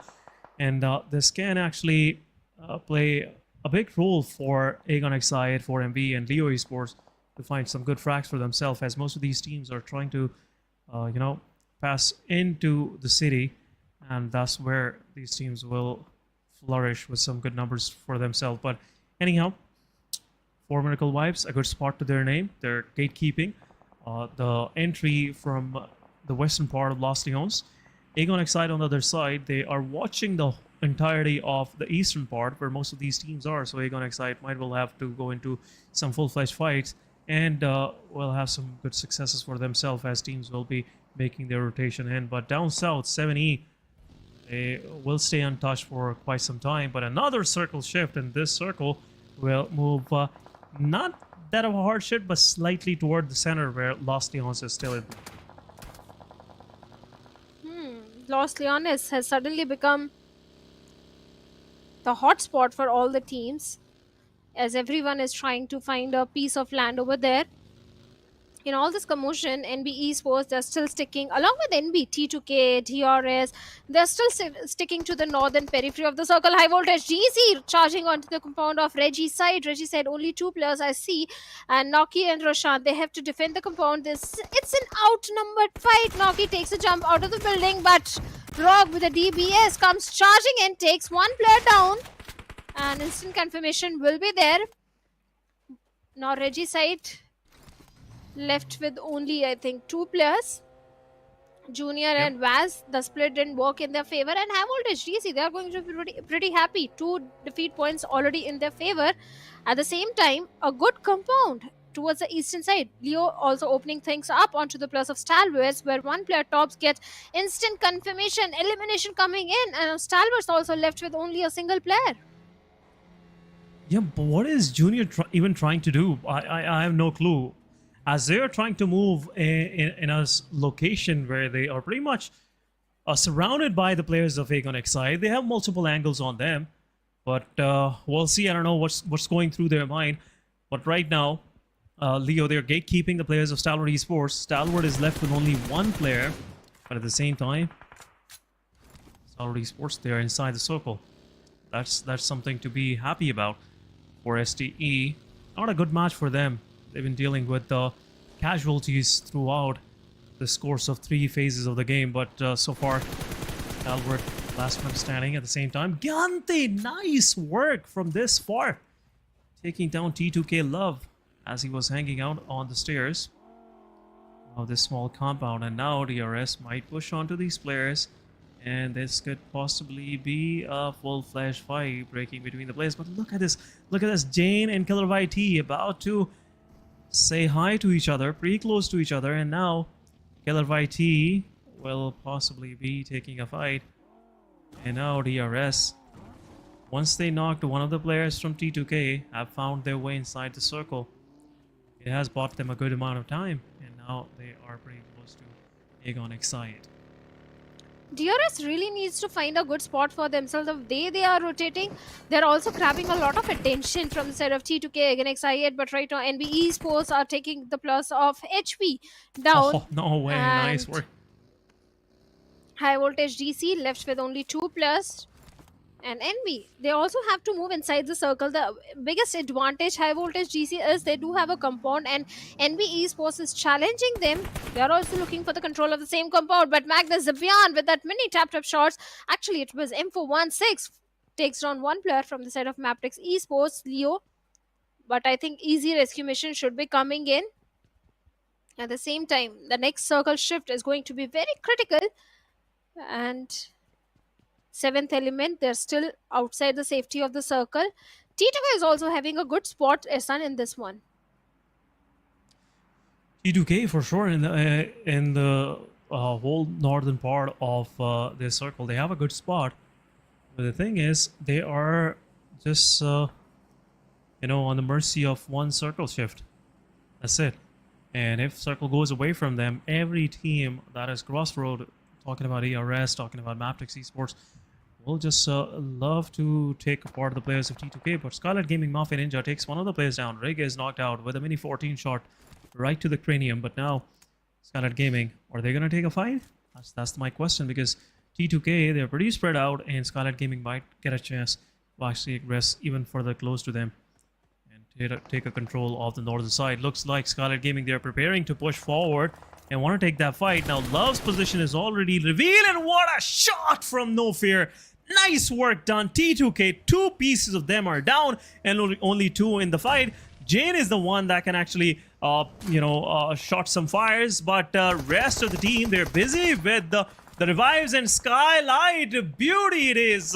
They have taken down 3 players of T2K. Nothing is left in T2K to kill. I don't think so. This training will be helpful for them. You just have to train to survive. And that's what Jane is trying to do now. Northern part, total control of SKYLIGHTZ Gaming now. I didn't jinx anyone, but Jane is trying to find a safe spot for himself. HIGHVOLTAGE GC having their own troubles, and Nero gets taken down by a player of NBeSports. Now Sanchit left all by himself. Only 1 player remaining, not giving any sort of sign. Actually, he's trying to cook up a grenade. Let's see if he can find any sort of connection, as Mondo is trying to do the same thing. But Fistboy with a UMP 45 trying to charge in, but Mondo's grenade takes on Sanchit and his own teammate as well. But 6 elims coming through for the players of NBeSports, and a good compound in the circle. I like the way NBeSports plays in the map of Miramar. They always tend to stick to the periphery of the circle, find a good compound. The minute they find a knock on to one player, they suddenly charge into the compound. But on the other side, DRS rolls with a mini, takes down Nima of SKYLIGHTZ Gaming. Rules OG, they heard those shots coming from up north. So, for sure, SKYLIGHTZ Gaming have some attention from DRS, but they are striking back as well. Took down the main fragger, Killer YT. What is the cause even trying to do? As they're stepping way out of the line, for sure. And now, they have nothing to worry about except SKYLIGHTZ Gaming. They are the only threat on their backs. Everything is down south to them. Now, Magnus Esports, pretty close by. Leo. They took some shots on the players of 4 Miracle Wives as they were trying to cross into the circle. Leo Esports preparing. Look at their attention. All of their players are pretty much focused toward 4MV. And if there will be any crossing happening, for sure there will be some shots being dealt. But T24OP missing everything out there. Missing everything. And now he has somewhat switched on to M416. Still nothing happening there. Sky from Raw takes down the last one standing of T2K. T2K exiting on 14th spot without any success. 0 point to their name. Well, 0 points to their name, and SKYLIGHTZ Gaming now, even they're also surviving with. Wait a minute. Okay, that is some way to throwing his buggy. He could have come. Never mind.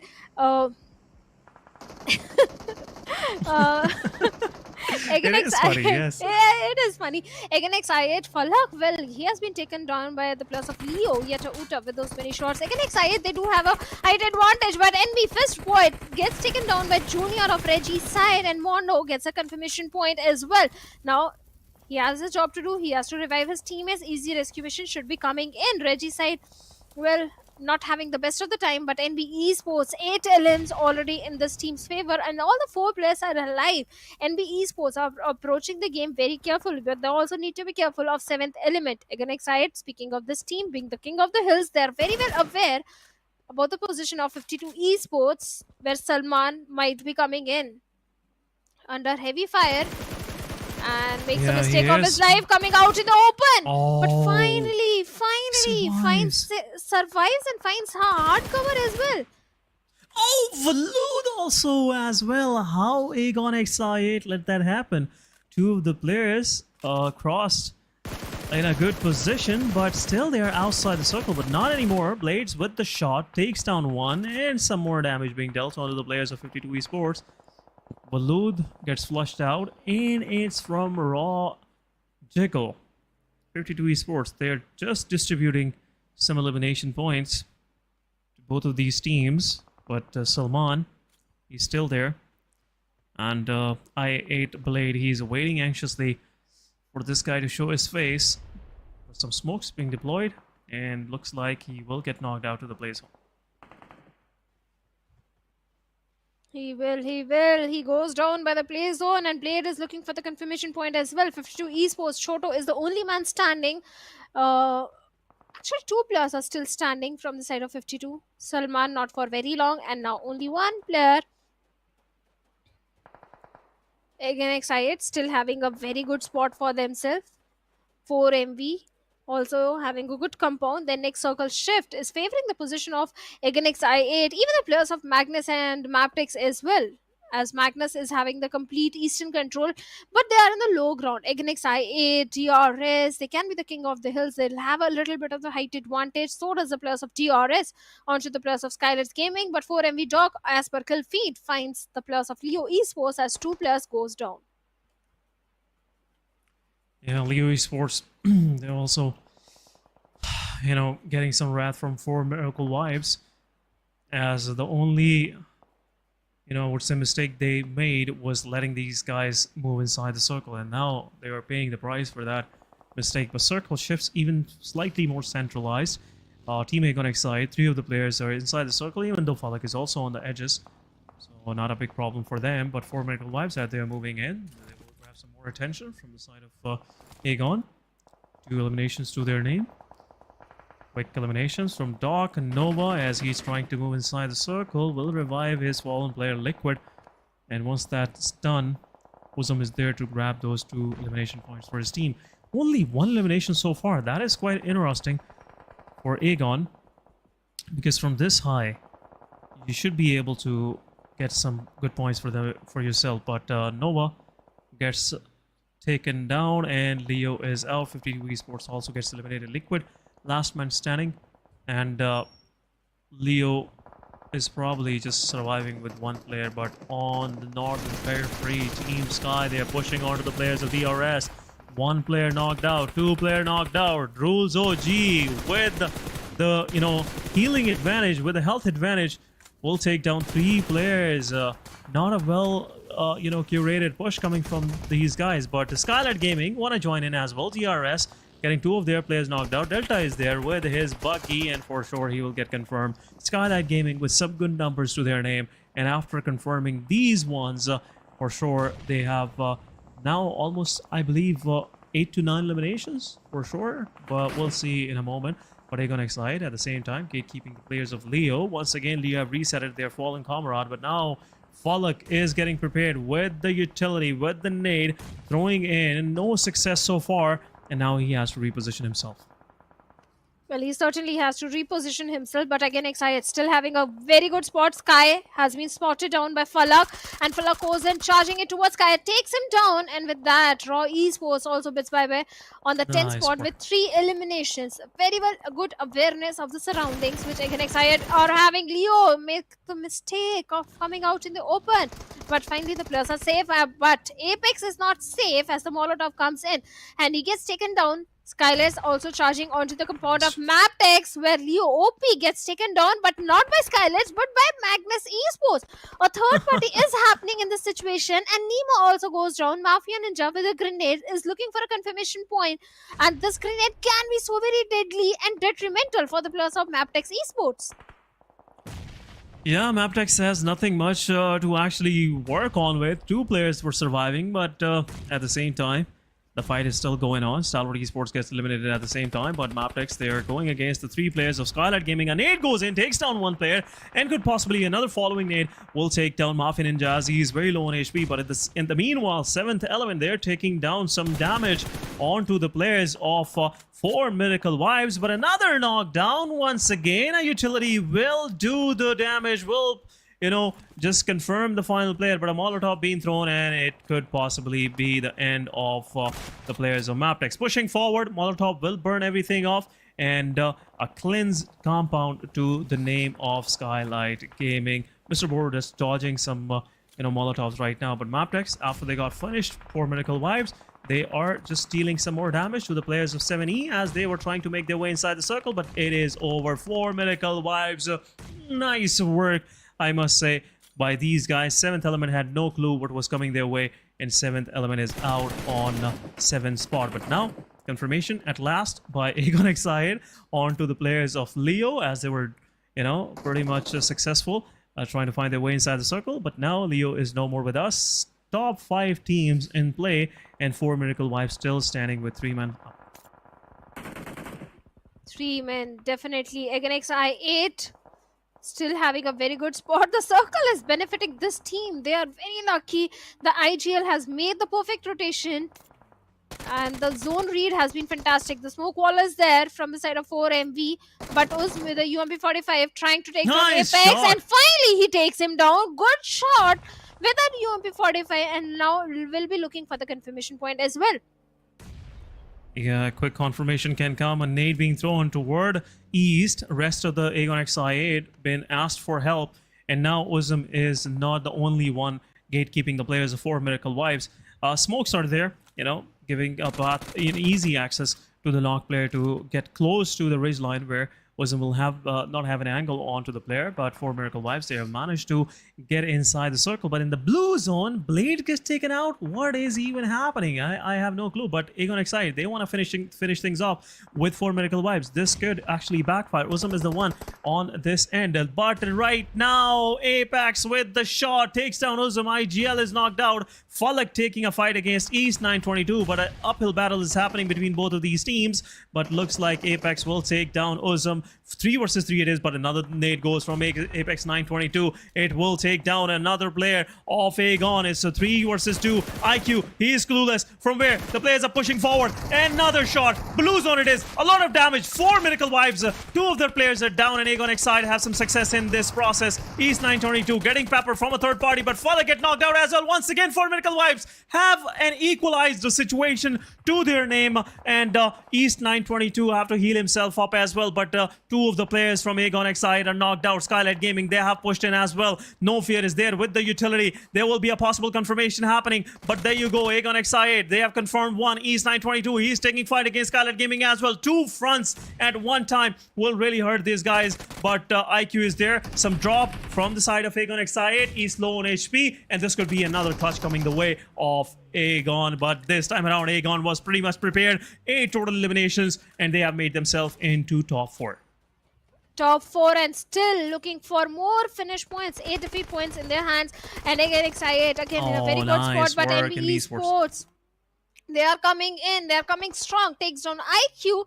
Now Blade has a job to do, but SKYLIGHTZ Gaming also chiming in. Magnus Feeney, he can be that ugly thorn for the players of SKYLIGHTZ, because SKYLIGHTZ are not at all aware about his position. Okay, the smoke is there, so they are aware. The grenades are coming through. And Magnus Feeney, how can you survive? Because SKYLIGHTZ, they do have a certain height advantage as well onto Magnus Feeney. The only thing can help Feeney is a third party from the side of NBeSports. That could be a blessing in disguise for him, but Mafia Ninja with the DBS in his hands is already moving forward. He can spot the players of NBeSports, but right now the whole focus of SKYLIGHTZ is towards Feeney. Yeah, SKYLIGHTZ's focus is on the wrong side, I must say. The major threat is NBeSports. They have 4 of their players standing, and the kind of momentum they had throughout the match, for sure, they can wreak some huge numbers of damage onto the players. But Mondo is subjected to some aggression from the side of AgonXID. A Molotov and a nade going in. Blade with his AKM slowly and steadily pushing in. And this is their only way of getting inside the circle and even, closer to the chicken dinner. But a nade goes from Mondo, takes down Blade. IQ low on HP on the upper side.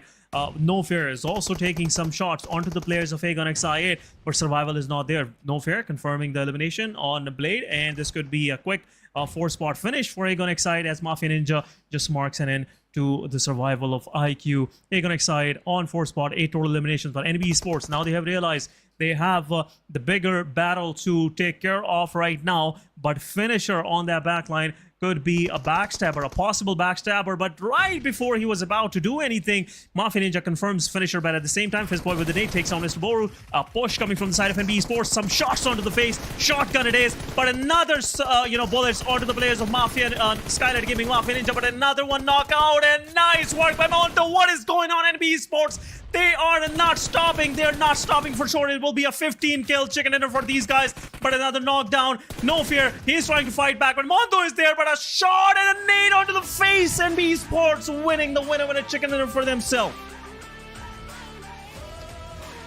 Beautiful winner chicken dinner from the side of NBeSports, especially Mondo, the way this guy was in a rampage. And now NBeSports, they've propelled themselves on the top of the table with 25 points.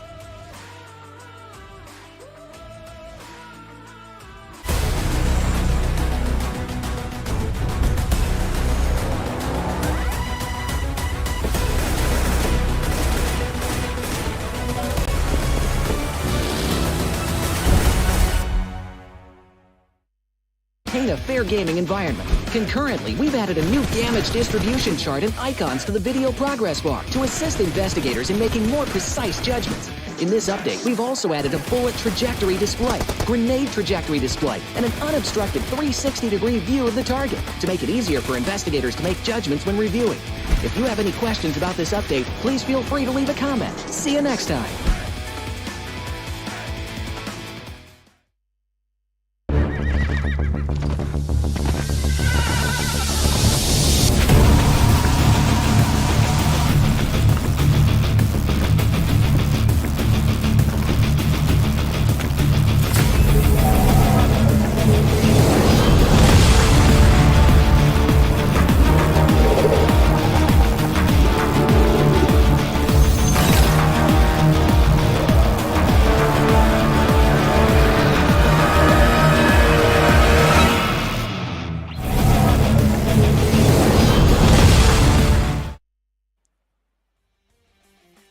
Welcome back, guys, after the short break, and what an intensifying end to our match number 5 PMPL South Asia Championship it is. And you're watching English Desk. This is your host Essen. With me is Shadow. Once again, Shadow. SKYLIGHTZ Gaming, they had it all. They had it in the back. They had a good position for themselves, but NBeSports, with those utility usage, they were right on point. Yeah, they were on the lower ground, and the way they were fighting with the players of SKYLIGHTZ, the utilities were on point. And Mondo, he was on a rampage. He was rushing in, getting those confirmation points, and taking to the last player of SKYLIGHTZ as well. And I think he had got the highest. He has got the highest elimination points in his team. So yeah, the entire synergy of NBeSports was very good. But NBeSports, they're already having a very good run in the very first Erangel also. They came on the 2nd spot. Then Miramar, they came on the 3rd, then got a chicken dinner. So they're having a very good run. They're looking very strong. But talking about SKYLIGHTZ Gaming, after getting the chicken dinner in the first game, there was a dip in the performance. So they needed those points. And coming on the 2nd spot with good elimination points definitely is going to help the case of SKYLIGHTZ. Yeah, it's definitely going to help the case of SKYLIGHTZ. And a good prediction from your side, as you were pretty much, playing onto the players of NBeSports. You were pretty, I would say, confident that they will eventually get the chicken dinner for themselves in Miramar.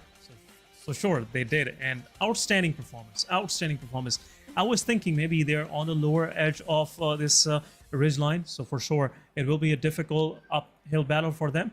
But on right time, some utility from Sekujin, also from that aggression coming from side of Mondo as he was just running through the defenses of SKYLIGHTZ Gaming. It really paid the dividend for these guys. But anyhow, guys, that's been the story. NBeSports with 2 chicken dinners so far. 5 matches, 2 chicken dinners, and some good finishes to their name. For sure, they're going to keep that first spot for themselves. This is the same NBeSports which I witnessed in the spring season. The aggression is there, the good rotations are there, and at that point, Miramar was their strong forte, and this time again, they're getting a chicken dinner in Miramar. So I'm happy to see they've got the momentum which they need, but they need the consistency as well. If you want to qualify for the GC, all you have to do is maintain the same consistency in the remaining 3 days as well. But speaking of other teams as well, 4MV, what's happening to them? Stalwarts is a big name, Mongolian team. There was a point that we used to talk and praise about the Mongolian domination, but that is completely missing in this fall season. But looking at the MVP, it is none other than Mondo, the guy on a rampage with 5 elimination and very high damage number. 1000+ damage. So he was really, doing a great favor to his team with some good assists as well. Look at 4 assists to his name. So for sure, he was being a team player throughout this match. But we'll have a quick look at the players in focus. For sure, there will be some more players showing up onto this graphic from NBeSports. We'll have a quick look on that as well. And it could be, yeah, there you go, Fistboy and Seku with 5 and 3 eliminations respectively. IQ with 4 to his name, AgonXIA. They confirmed 8 total elimination points for themselves in this match and finished on 4th. So for sure, they got like 12 points to their name as well. And SKYLIGHTZ Gaming, no fear. Again, this guy, every time SKYLIGHTZ is playing out of their minds, this guy is somewhere a part of that party, the part of that aggression. So no fear with some good numbers, 5 eliminations, 647 damage, 28 minutes of survival. So a big GG's, I must say, to NBeSports. They came prepared, and so far everything that they have planned is working out for them. Oh, it is, and so is for NBeSports, like you said. 25 points. SKYLIGHTZ Gaming also having a very good run in this one. 17 total points. AgonXIA 8. I have to say, from the Pakistan region, this is it is one of the team maintaining the consistency. 12 points to their name. 4MV. 11 points. Magnus Esports having a very good run in this one. 9 points to their name. Leo with 6 points. But T2K, 52. Stalwarts, I don't know what is happening to Stalwarts. And Mabetex. Mabetex used to dominate in the map of Miramar. And this time they're getting 0 points. But in the overall ranking, NBeSports, they are on the top with 73 points. Yeah, still 11 points difference. But I'm still curious to know what is 4 Medical Vibes even doing? They're keeping that momentum going for themselves. 5 matches, 62 total points. So it's almost 12 points, average per match. And so far, it's working out great for these guys. But AgonXIA, they are slightly lagging behind. 45 points in 5 matches. So the average is slightly missing, like a difference of 3 points per match. And that is keeping 4 Medical Vibes way ahead of them. 17 points lead for 4 Medical Vibes against AgonXIA. But SKYLIGHTZ Gaming on the side.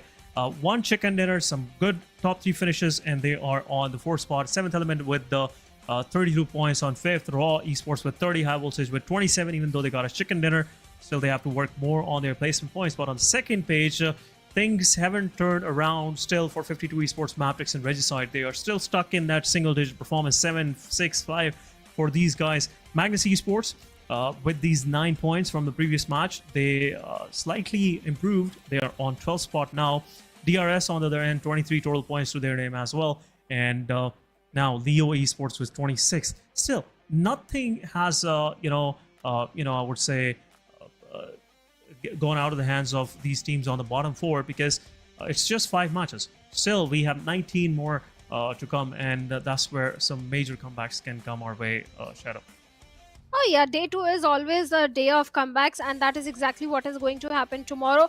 But right now, we are heading towards the last game of the day. That is going to be Erangel. In the first Erangel, it was SKYLIGHTZ Gaming.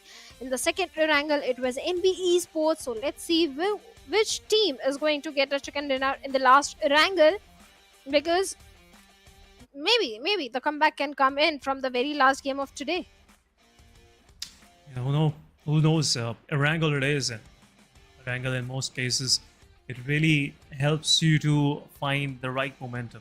It's that default map. Everyone, their main strategies are on this map. The start of their strategies from this map. So it's an equal chance for everyone. A chicken dinner for grabbing for everyone out there. All of these 16 teams can actually shoot their shot for this one. But we'll see who will come, on top at the end of this match. But anyhow, I'm really looking forward toward DRS because DRS they've been performing pretty consistent in the league stages, even from day 1 till day 4. They were on somewhere on first 2 spots, and now seeing them on the second page is really, I would say, not something I expected in this finale, but it is what it is.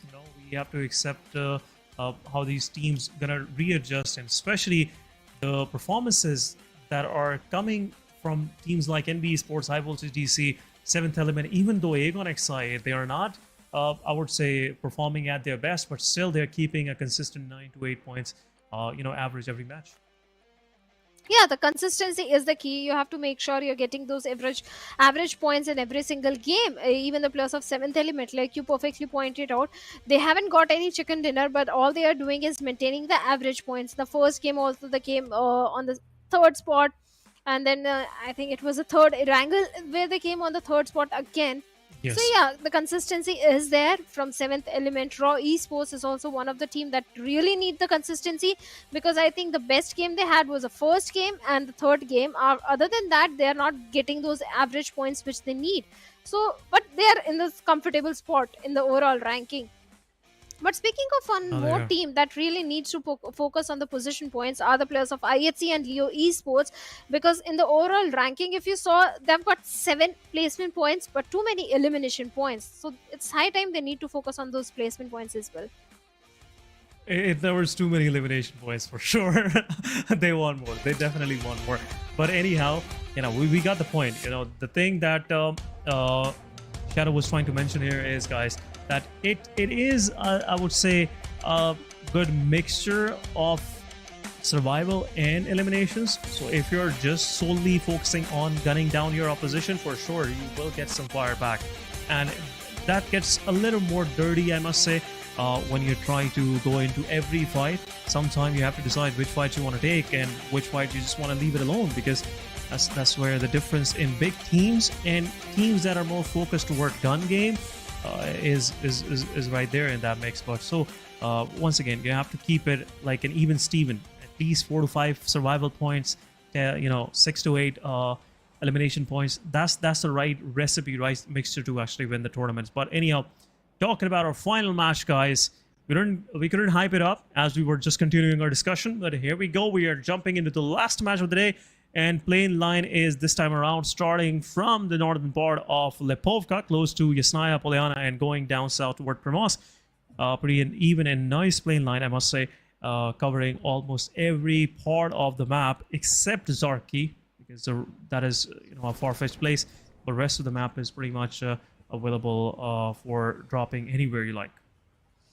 Well, the flight path is definitely favoring all the teams, but the circle is something that all the teams, and even I am just waiting for. But before that, T2K having a very good head start, already getting 1 elimination point onto the players of Reggie's side. Good start, but a very bad start for the players of Reggie's side. Let's hope they maintain little patience in the game, because they need those points. But like I was saying, the circle, we are just waiting for the very first circle, because in the previous Erangel, it was a crazy circle. So let's hope this time, previous Erangel, the circle was not at all easy to play, son. Yeah, but this time around, the play area is more focused toward the main islands, especially the southern part of the main island. And still, somewhat, the play area on the south is keeping Sosnovka Military Island in the play. So this could be something helpful for the players of 4 Miracle Vibes. But Stalwart Esports, they have already moved on to the main island. They might, get a reception by the guys of 7th Element and DRS, as both of these are somewhere close to that bridge of Milta City. But so far, except that first elimination onto the players of R3G, nothing has happened yet. Everyone is just keeping, trying to take their right time to actually start things off for themselves in this match as well. It's a final chance for the day, guys. So teams just are, waiting for the right momentum. At 52 Esports, Hassan, he's the only player here, and he is getting some contention coming from the side of 3 players of Raw officials. But this guy has a machine gun in his hands, M249. So for sure it will be a difficult one. But there you go, player was trying to push, and at the meanwhile, as he was more focused toward Sky, Malik pushes from the back and confirmed the elimination. 52 Esports losing 1 player early on. Well, they certainly have lost 1 player, but Raw Esports also not having too many resources in their hands, and Praveen being the optimistic one, trying to pip a few bullets in the direction of the players of 52. But Raw Esports, they also need to reposition themselves, go for the second reload, because like I said, not too many resources, and 52, they might come charging in. That's a possibility, and this last game of Erangel is not as slow as we expected. Players are going a little aggressive and also at the same time experimenting few things. But this time the circle is gracious enough on all the teams, as it is covering all the major cities, even covering the part of Southern Island where the players of 4MV are, and the players of Stalwarts also. But we haven't seen any bridge camp happening today. Isn't it? Isn't no bridge camp at all? All the teams are coexisting in peace. Yeah, this is quite unusual, I must say. You know, the reason why, because being an esports fan, you just want to see every possible move in the book being displayed on the battlefield. And some of these teams that are on the main island, they're not taking those risks. They're not setting up any traps for the teams coming from the military base. And if the script gets inverted on to the players that are on the main island, as they are trying to aggress toward the military island, for sure 4MVs, Stalwart Esports, they would love to bridge camp. And I just want to see teams that are close by to the bridge, like DRS, Magnus Esports, 7th Element. Why don't they try? Why don't they try to just gatekeep these guys? If they will have no way to actually move on to the main island, for sure they will start making mistakes, and that's where you will be able to get some good points for yourself. But unfortunately, things of that kind are not happening. Those good old days where everyone, if they have realized there are teams on to the military island, there have been 2 or 3 teams just setting up camps for the teams that are trying to move from the military island toward the main island. So yeah, we'd love to see that happening once again. But as for so far, nothing of that kind is somewhere in close sight. But we'll see how things will progress further. We will see. High Voltage DC, they also got a chicken dinner for themselves. High Voltage DC, the players have been sticking together since a long time. But NBeSports, this is a team that is shining the most today. And again, this has been their drop location since a very long time. The shelter area, they always tend to go and loot around the small compounds. And this time the circle is also benefiting them. They are right in the epicenter of the circle. But few other squads are also there, like 7th Element, Regicide, Mabetex is also making their way. So they just need to be a little cautious and careful. Leo Esports, speaking about this team, the way they are traversing from the western side, 52 Esports, Raw Esports are also there, so they need to be a bit cautious. But talking about Stalwarts, nothing is working for Stalwarts right now, because this is not the same Stalwarts SN which we saw in the spring season. They used to go all gun blazing, but this time Stalwarts, they're being a little cautious, and it is not their game style. And it's not helping their case as well. If they're trying to experiment something, okay, I can understand, but it's a qualification for GC. They have to come in top 4. They have to. Stalwart Esports, they already qualified for sure, yeah. Oh. So that's why they are pretty easy, going easy on their oppositions. But as we know, Stalwart Esports, Aegon Excite, teams like DRS, these big teams, they like to do their comebacks on day 2 and day 3, and I'm really looking forward toward those 2 days.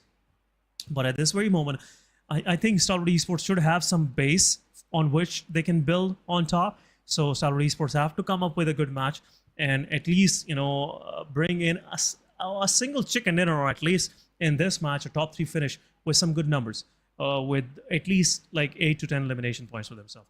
But we'll see what's the plan of Stalwart Esports so far. But Circle has shifted, is about to shift, not has shifted. And Team Stalwart Esports and 4MV, both of these guys have to move on to the main island. Aegon side, they have left the Primorsk and going straight toward the Pochinki, where High Voltage GC are preparing to exit as well from the city. It could possibly be a fight happening between both of these guys. But on the northern side, IHC making a late rotation. 52 Esports, after dealing one of their losses early on, they are slightly more cautious now and playing on the edges of the circle, where they might once again go against the players of Raw Officials. But we'll see how that thing will happen. But Circle shift going slightly more toward northeastern side, where Shelter, Prison, Mansion, and some parts of school are still in play. And looks like R3G is in the dead center, and it could possibly be that team where all of these teams will try to just take their chances on. Well, certainly no one wants to take any sort of chance. But right now, NBeSports, they do have a good compound to hold on to, but they are aware about the position of DRS, and Mondo was trying to pip a few bullets. Now DRS is very well aware of the position of NBeSports. On the other side of the map, T2K, they're also locking horns with one of the team. They did manage to find a knock. Let's see if they can find the confirmation point as well. Even T2K, they are not having the best of the day today. Leo Esports, one player down. PMPL is trying to scout the area and get as much information as much possible. There is an uphill also over there, which he can grab and have a certain height advantage onto the players of Leo's. I like the way T2K are not overcommitting into this fight, but they also need to... Okay, they're disengaging from the fight. Yeah, T2K, this long compound, and especially this compound where you have to just guess in which compound you have to take the fight first, it really makes the choice even difficult. But for Miracle Wives, look at these guys. They're doing some drifting right in the midst of this chaos, where every team in the surrounding is trying to keep themselves low, just keep themselves safe. But for Miracle Wives, these guys are enjoying themselves with their supercars. But High Voltage GC trying to just connect few shots onto the players. But for Miracle Wives, the players are lucky they're not getting anything so far. But High Voltage, nice work done so far. They have left the city, and now they are keeping themselves right outside the metropolitan of Pochinki. So yeah, sure, they have a chance of gatekeeping anyone that is trying to move close by and pick some frags for themselves. But Blue Zone is there. High Voltage, now they have to move inside the circle, and that circle is more toward the Shelter and that part. For sure, that's where every team would like to go. But I see losing one of their players in the process while they were trying to encroach close to the players of Raw Officials. And now IHC, in my opinion, are left with only 2 players. Only 2 players remaining from the side of IHC. IHC is old Zeus. They used to dominate. They used to have that firepower and aggression, which is completely missing from their side. But right now, 4MV still at the mercy of the blue, going for the late rotation inside the circle. And this is the NBeSports circle. Let's be honest. This is their area. They like dropping in towards the Shelter side. They are very well aware of the geography and topography of this area. So this should be again a very good gameplay for the players of NBeSports or for the players of DRS, because this is their home ground, the Milta area. But Stalwarts this time also looking for a dominant control from the southern side. Not too many teams coming from that side, but from the western side and the northern side is where majority of the rotations will be coming in. But nice Sept is trying to pepper bullets onto the players of Leo as Leos are charging towards NBeSports, and Slipknot goes down through a third party from DRS Gyante. What is happening? DRS, they are chiming in as well. They just want a piece of Leo as well. But Yetauta gets confirmed. NBeSports confirming 2 eliminations. 1 goes to DRS, but at the same time, it has attracted a lot of attention from Stalwart Esports as they were trying to be a participant. But Fistboy with some early warning shots, fending off this danger coming their way. Stalwart Esports, as they were pretty close to them. But High Voltage GC on the other side, as they were taking a fight against Team Raw Officials. Official not in a mood of aggressing it even any further because it's a long stretch they have to cover before reaching close to the players of High Voltage GC. But Jiggle still shooting some bullets the way of High Voltage. And now Team Raw Official, they have closed in. But at the same time, a third party happening onto the players of High Voltage. 4 Miracle Vibes is also in the close vicinity. Oh, nice work. Nice grenade from the side of Sky. High Voltage GC, they're on the verge of elimination. The way the players are going down one after another. A lot of utils have been invested. The smokes are there, but that's not going to help the case. And it's done. High Voltage GC, they have been eliminated from the lobby. And Raw Officials having a good head start. 5 LMs already in their name. Drolin was taken out. He's knocked. Zibian comes in for his rescue mission. But 7th element, they're also charging in as Goku bot is coming for the close frontal battle. Molotov is there, but Zibian not having the weapon in his hands. But finally, his teammate was there, and 7th element, they have been eliminated. And Magnus, 2 defeat points already in their favor. But now Magnus is also chiming in. And Raw Esports, are they prepared for this fight? Well, we have to see how this is going to work out for these guys. But Magnus Esports, one of their players is knocked out. At the same time, Sky, they are trying to close even further. 7th element, the last man standing, was, really trying to finish at least a single player from Magnus. But Zibian, with the right time, just covering his fallen comrade, Drolin, who's asking for that help. But faster, preparing a utility for the players of Sky. This could be something unexpected going their way, but it is still a major distance that this nade has to cover. We'll see if these guys will be able to throw those projectiles right on point. A good spread out coming from the side of Raw Officials. Jiggle on that off angle. This can actually rattle any offense coming from the side of Magnus Esports. But overall, Raw Officials now, they have to get inside the circle and they have to go through the players of Magnus. That's the big deal. Because Magnus Esports, they just have got their players up. Now they will be ready for this aggression coming their way from Raw Officials. But we'll see what Jiggle will decide and how he will make his team move through there. But Stalwart Esports, as they were trying to make their way inside the circle, close to the Milta, Action being the lead of this rotation, gets eliminated in the process, and 4 Miracle Vibes confirming the elimination to their name. Now Stalwart's left with only 3 players on the other side. Magnus still fighting with the players of Raw Esports as Drolin with a grenade. Drolin is having 7 grenades. Look at the amount of utils which the players of Magnus are having in their hands. If used to the perfection, I think they can eliminate all the players of Raw Esports. But Raw Esports are not in a mood to engage in a fight at this point. When the blue will start closing in, they are going for the very long route from the northern end. Actually, they are just directly heading inside the circle. And Magnus Esports, well, still outside. Now the players of Raw Esports can gatekeep the players of Magnus. The hunters have become the hunting. What is happening?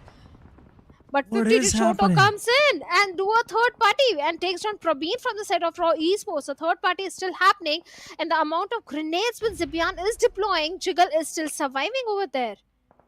Yeah, Jiggle is still surviving. Some more utility going in as well. This will give some chip damage to the player, but Team Magnus Esports, they're not stopping. They're not letting those breaks pull up at the same time. And now Magnus Esports, they have realized there is someone on the back as well, so they want to take that fight. Zibian with the shots, take down Walud, and Fenny is there to finish things off with the buggy. Yeah, for sure. This guy is on the driving seat, and how is it possible that this guy is on a buggy and there is no runovers happening in the match? Fenny, once again, confirming those eliminations, and now Magnus Esports, they're gatekeeping the final players of 52 Esports. Salman is there, and a nade will go and confirm the elimination as well. But at the same time, what is happening?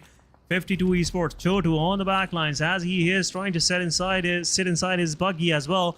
Leo will confirm the elimination on Salman, and Chotu is the last one standing. But on this western edge of the circle, there's a lot happening. NBeSports, Stalwart Esports, everyone is trying to find a way inside the circle. But now Fenny. He is on the buggy and he is chasing the player of Stalwart Esports, and now he is letting his team know that here is another team trying to find a way inside the circle. We can gatekeep, and now Magnus Esports ready to take a fight against Stalwart Esports. Stalwarts, they are on the low ground, but a third party is also happening as Roland gets taken down by those mini shots. All these teams, NB, Stalwarts, Magnus, they have to make their way inside the circle where the players of Raw are waiting. But Zabian finds a knock onto IC4, and he finds a knock onto Mabetex. Leo. Now Magnus, Zabian already closing in the distance, but he also needs to be a bit cautious because third parties can happen, and he's very well aware of that. And Tops still trying to fight from the low ground. The chances and the odds are not in his favor at all. 2 players down to Stalwarts. And in the epicenter, in the minimap, we can see the players of DRS. DRS is having fantastic position and the advantage of the zone. Magnus, they do realize the blue will start closing in, and it is the time to prioritize the circle and leave the players of Stalwarts. And that is exactly what is happening. On the northern end, we can see the players of IHC also making their way inside the safety of the circle. Oh, there it is. Magnus Esports right now, they are the center of attention for everyone. Stalwart Esports, as they were trying to find their way inside the circle, you know, Magnus really just ruined their chances of getting in there. But now, Stalwart Esports, 2-1 standing. Zabian once again taking down Top, but Nurse takes down Fenny as well. But at the same time, the man advantage is toward the Magnus for sure. Stalwart Esports will get confirmed, but Magnus Esports, they're pushing onto the players of T2K. T2K, example, out, and now T2K is left with nothing but Zabian on the other side, and rest of the Magnus, they are being pushed by the side of NBeSports as they're trying to find their way in, and Magnus Esports, within a second, they're out of the match, and 5 elimination in total goes to the players of NBeSports. As Magnus was celebrating their win against STE, they got peppered down by both sides, and it was over. A right time push coming from the side of NBeSports, and it was a detrimental blow to the players of Magnus. But anyhow, at the same time, NBeSports, they got one of their players knocked out, but they will get it revived. But in the kill feed, ISC confirming some eliminations on R3G and T2K. Mabetex also confirming some onto T2K, and now East on the other side confirming 2 knocks, putting 2 knocks down onto the players of NBeSports with a vehicle blast. So looks like there's a lot happening close by to shelter. Oh, there is. There are so many teams present. Third parties are also there. And SKYLIGHTZ Gaming also wants a piece of land as they're holding onto the shelter cave area. 4MV Dog with a mini is giving a lot of trouble to the players of NBeSports. The soft cover is there to give revive to the fallen comrade. But 4MV, they also have a good position. The next circle shift is going to be so very critical and detrimental for all these teams. And whoever is in the safety of the circle will have a great advantage. And looks like it is going to be 4MV, as they are on the southern periphery of the circle.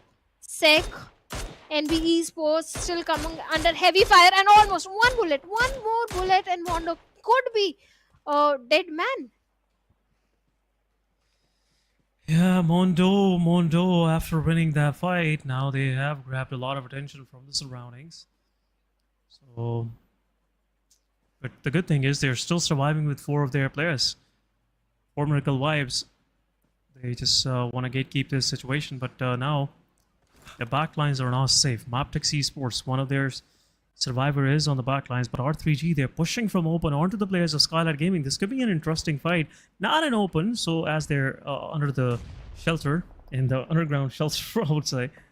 But SKYLIGHTZ Gaming, we'll see if there will be a full-fledged fight breaking between both of these guys.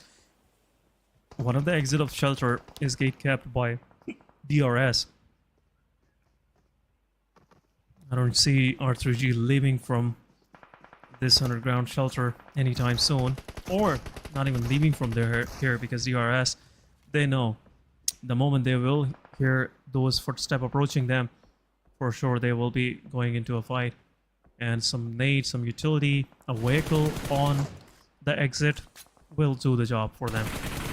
But even side, they're pushing onto the players of IHC. IHC getting pepper from the back as well from NBeSports. This could play a role in survival of the players, but I see it's only 2 months standing against the whole of Aegon XI8, but IQ low on HP. Demo pushing forward, knocking down IQ as well. Blade on the backlines confirms one, and a second one could possibly be knocked out as well, but Blade is there. He's taking the fight. He's not aware of the position of Zol, but for sure now he is, and a full-fledged fight happening between both of these players, but Blade with the DBS confirms it, and R3G want to join in as well. R3G realizing that they have the right time to do a third party. They're pushing forward and will confirm Blade in the blue zone. And for sure, it will be a confirmation, knowing the player could be behind the tree line. And it's over for Aegon XI8. Game over. IAC Demo with his elimination. Falak will also go to IAC Demo as well. And last one confirmed by Junior with a Molotov. Aegon and 52 Esports leaving side by side for the lobby. NBeSports also not in the best of the spot right now, as SKYLIGHTZ No Fear was trying to pep a few bullets. But first he has to patch himself. Not too many healings left onto Mr. Boro. Just one single first aid. 5 teams still remaining. SKYLIGHTZ having all the 4 players. But DRS and Reggie side in a close frontal battle. Roshan providing the necessary cover fire from the backlines as 2 players are chiming in, charging towards DRS. And Noki, he gets taken down by Nima with a Scar L, and a Junior, he has to go for the rescue mission. Random bullets, random shots in the smoke could be the reason for the knock onto Junior as well. But SKYLIGHTZ, they are directly charging in, rushing in towards the players. And can they find the second one? And yes, they do with the DBS, and with that Reggie side, they have been eliminated. And the next victim could be the players of NBeSports. 5 LMs already in the pockets of SKYLIGHTZ, and No Fear with that M416 spray is trying to take down the players. But from the other end, even the players of DRS are also there, where Delta is holding on to a little shack, where the remaining 3 players are inside the shelter. But 4MV doing a perfect third party takes down Nima, and instant confirmation also coming in. And now SKYLIGHTZ left with only 3 players. SKYLIGHTZ left with only 3 players, and Gyante takes down one more at the same time. Not Gyante, was a cause from the backlines. Takes down Mafia Ninja. SKYLIGHTZ Gaming left with only 2 players. Some more utility coming their way, and this could possibly be an end. Gyante on the lower side of this shelter. I thought he was sitting close to the Bucky, but anyhow, these observer views could be deceptive sometime. But anyhow, DRS still standing, 4 months standing. NBeSports, they have made it to top 4 with all of 4 of their players standing. This could be a third chicken dinner for them, but they are pretty away from this whole action that is happening close to the shelter. But SKYLIGHTZ Gaming, 2 man standing it is. 4 medical vibes on the backlines as well. 2 players of them are also surviving, but Nade goes in once again. Rules OG. He is throwing some long projectile. If he is able to shoot it right above this shelter doorway, it could be a possible knockout for this guy. But Delta in the small shack, rest of the team down below in the shelter, and 4 miracle wives going against NBeSports, and now they are dealing some damage. NBeSports will possibly confirm 1 Fistboy with elimination, and 4 miracle wives left with only 3 players. Only 3 players remaining, and East also coming under heavy fire from the side of No Fear. The smokes are not going to help him out as No Fear takes him down. Instant knock coming in. Baron is a little too far away to come for the rescue mission. And looks like the confirmation will be done. And No Fear with the tap-tap shots gets the confirmation point. 6 defeat points already in the hands of SKYLIGHTZ Gaming, looking very strong. Delta still not giving any sound cue to the players of SKYLIGHTZ Gaming. He can be that ugly thorn, but finally DRS comes out and comes hard. But SKYLIGHTZ Gaming, Mr. Boro takes down rolls, gets instant confirmation. 7 defeat points already in their hands. On the other side, NBeSports, they are being little patient and silent as they have all the 4 players alive. The chances of them getting a winner chicken dinner again are very high. And No Fear with those grenades trying to find some connection. Work. But Baron gets taken down by Mondo. Doc is the last player remaining. There is no chance. There is a very slim chance that he can go for the rescue mission onto Baron, as Fistboy is already closing in the distance. Yeah, but on the other side, the full-fledged fight breaks between SKYLIGHTZ Gaming and DRS. SKYLIGHTZ knocking down one of the players and realizing this is that time where he can actually push forward and confirmation can happen. But Mr. Boru, as he confirms, SKYLIGHTZ goes in and confirms Mr. Boru as well. It's only 2 players of DRS left, but he probably get knocked out by the blue zone. But Baron still, you know, knocked out, bleeding out. But NBeSports, they are in total control. They are the only team in the lobby with 3 of their players standing. It could possibly be the 3rd chicken dinner, but a slight pixel get attached by Fistboy, and it's a confirmation. Team of NBeSports with 10 eliminations in total. This could be the 11th one, and there you go. Delta gets knocked out. SKYLIGHTZ is out in the open, and his position is pretty much revealed. A utility is being thrown, and it looks like NBeSports going to get their 3rd chicken dinner, Shadow. Oh, they are so very close. SKYLIGHTZ is the only player standing. He's going for the rescue mission or to follow comrade. And a grenade comes in and puts an end to DRS. And NBeSports gets it one more chicken dinner for themselves. They were on fire today. They were on the rampage. They knew when to show caution, they knew when to show courage. And this time, they are sitting on the top again with 22 points. I think this is the highest points of today. 22 points once again, and so far looks like Team NBeSports, they have put themselves in a very good position overall in this finals. First day, 3 chicken dinners and some good chicken dinners. I wouldn't say they confirmed those chicken dinners with 5 to 6 points. Every match they tend to, you know, approach the double digits in the eliminations, but we'll see in overall ranking how far they have placed themselves from the 2nd position, as 4 Miracle Wives were the ones that got eliminated on the 3rd spot in this previous match as well. But a good comeback match from DRS, as well as they got those 6 much needed placement points for themselves. But anyhow, we'll see that once we will go toward our overall ranking. But Shadow, what a day for NBeSports. This time around, you cannot say that you jinxed them. This what a good jinx, I must say. And you've been talking about these guys. You've been a fan of their performance in spring, and this time around they are proving themselves on the first day. Actually, it was Mondo and Fistboy that impressed me and Fixes in the spring season, and Blotter also, the way they were approaching the fight. And this time they are delivering the results, the way they were grinding for the entire few months between the break. And NBeSports definitely getting the 3rd chicken dinner for themselves. But few other teams are also there, like SKYLIGHTZ Gaming. They were not performing up to the mark in the league plays, and suddenly today they got a chicken dinner for themselves. In the very last game also, they did deliver a very good performance. DRS is also not lacking behind too much. It's just Stalwart Esports that needs to step up. But first, let's have a look at the MVP, and I think it's someone from NBeSports. Akazik is there with 5 films. Yeah, every player stepped up big time today for NBeSports. SAC, Mondo, talking about Fistboy, everyone, they played their role. It was a much needed team effort, and everyone showed up to the task and you know, delivered whatever they could possibly. But 93 healing done, that's pretty much it. Akaz, as they were being peppered down by every side, as 4 Miracle Wives were doing 3rd party on them while they were trying to aggress, you know, slightly downhill from up top of Potato. But anyhow, let's have a quick look at a player in focus. We have Mondo once again with 4 eliminations. Pretty close to grabbing another title of MVP for himself today. But 4 Miracle Wives, Doc and East 922. Damage is immense, but elimination points are pretty low in my opinion. 2 eliminations to each of these guys, and no fear once again from Stalwart Gaming.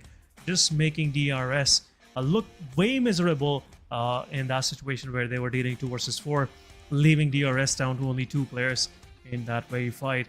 But match ranking it is, guys. 22 points for NBeSports, 12 for SKYLIGHTZ Gaming, 12 for 4 Miracle Wives, DRS with 9, Magnus with 8 total points. All came in eliminations.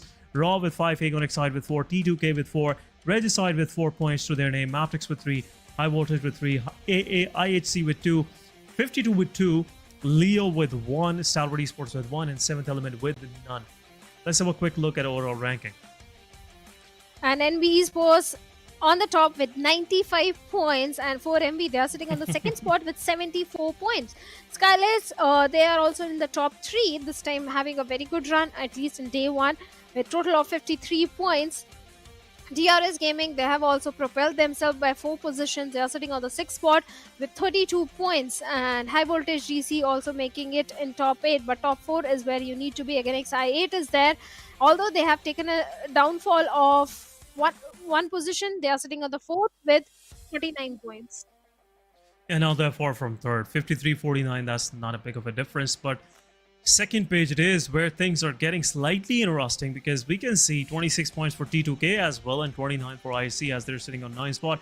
And Stalwart Esports, 15 total points, Regicide 52, Mabetex, they're still trying to find something for themselves in these matches. Some good placement points at last we saw from the side of Regicide and 52, but these are not enough. 6 matches, if you're having only 9 points, it's not that good for you guys. But we'll have a quick look at the elimination leaders of the day, and for sure Mondo will be there on those top positions. Then we have 2 players from 4 Miracle Wives with 15 each eliminations, East and Baron, and then rest of the 2 spots again goes to NBeSports players Akash, KO, and Fistboy with 13 each. What a day for NBeSports! What a day! Whatever we say about these guys, it's not going to be enough. The way they played, and especially that valiant effort of staying on top after these 6 matches with 95 total points, is really that difference maker. 21 point difference between the first and the second spot, so definitely NBeSports, they've already created a lot of buffer. But looking at the day summary, NBeSports getting back-to-back 2 chicken dinners, and total of 3 chicken dinners, 2 in Erangel, 1 in Miramar. And in the first game it was SKYLIGHTZ. In the Miramar, second Miramar, it was again XI8. Then it was high voltage domination in Sanhok. So definitely it was a day full of action where NBeSports are leading the chart in terms of the damage that they were dishing out. Actually, it is again XI8. They dished out the highest damage. Yeah, again XI8, they dished out almost 2,000 plus damage in a single match. Yeah. But anyhow, that was one of intense match in my opinion, because Miramar, that won't in a way will finish after a long time. We have seen an urban finish in Miramar for sure. In last 9th circle we had 5 teams and 18 players surviving, so how can you possibly accommodate all of these players in one place? That was my question, and we saw that was a quick chaos erupting between these teams. And at last they got excited, they seized the chance and got the chicken dinner for themselves. But there were some top contenders in that chicken dinner, so that's the reason why that was one heck of an interesting match coming our way. But guys, that was it for the day. You saw the match summary, you saw the day summary, and 6 matches. After 6 matches, the overall leaderboard looks like NBeSports is right on top, and 4 Miracle Wife just slightly trailing behind. That's still a 21 point difference. But anyhow, that was it for the day. This was your host Essen. With me was Shadow on the desk. And thank you, Shadow, for joining us once again for this PMPL South Asia Championship stream. See you guys tomorrow, same time, 5 p.m. PKT if you're watching from Pakistan, 5:30 IST if you're watching from India, and somewhere around 6:15 if you're watching from Nepal. So rest of the world, you guys can do the math for yourself. See you guys tomorrow. Take care of yourself and have a good day.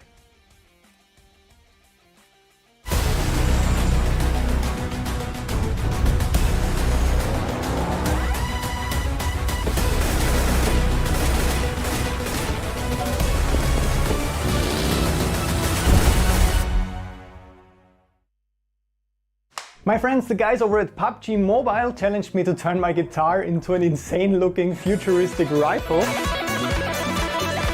More specifically, the Dandy Grooster set Cadence Maestro M24 upgradable firearm. Okay, that's very specific, since that challenge sounds like the usual madness we're doing here on the channel.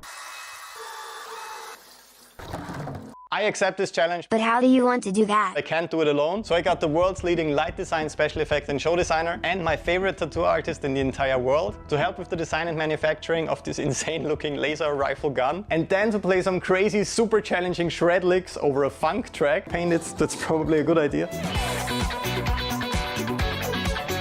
I think all real guitar builders will cringe hard at this video.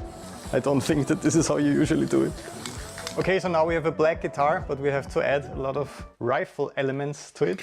How are we going to do that? The back part of the guitar is very detailed. So my idea was project the actual guitar on this piece of wood, draw it, and then we cut it out.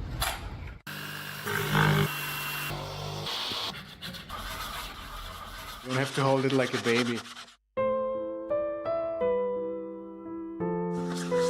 We have all these parts here, and this looks pretty much like the original gun already, right? Yeah. We have to closely replicate the color scheme and all the super intricate details of this design. We got some acrylic colors that look quite promising, but what's even more important, she will hopefully help me with not screwing this up now that this is already starting to look promising. So let's do this. We will use the projector above us to trace the lines of all the details. Have fun.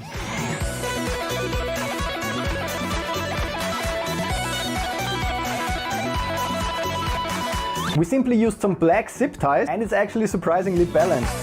Look at this awesome set that Martin built, and the LED wall behind me isn't even on yet. But honestly, the last question of tonight, can I actually shred on this thing? Let's find out.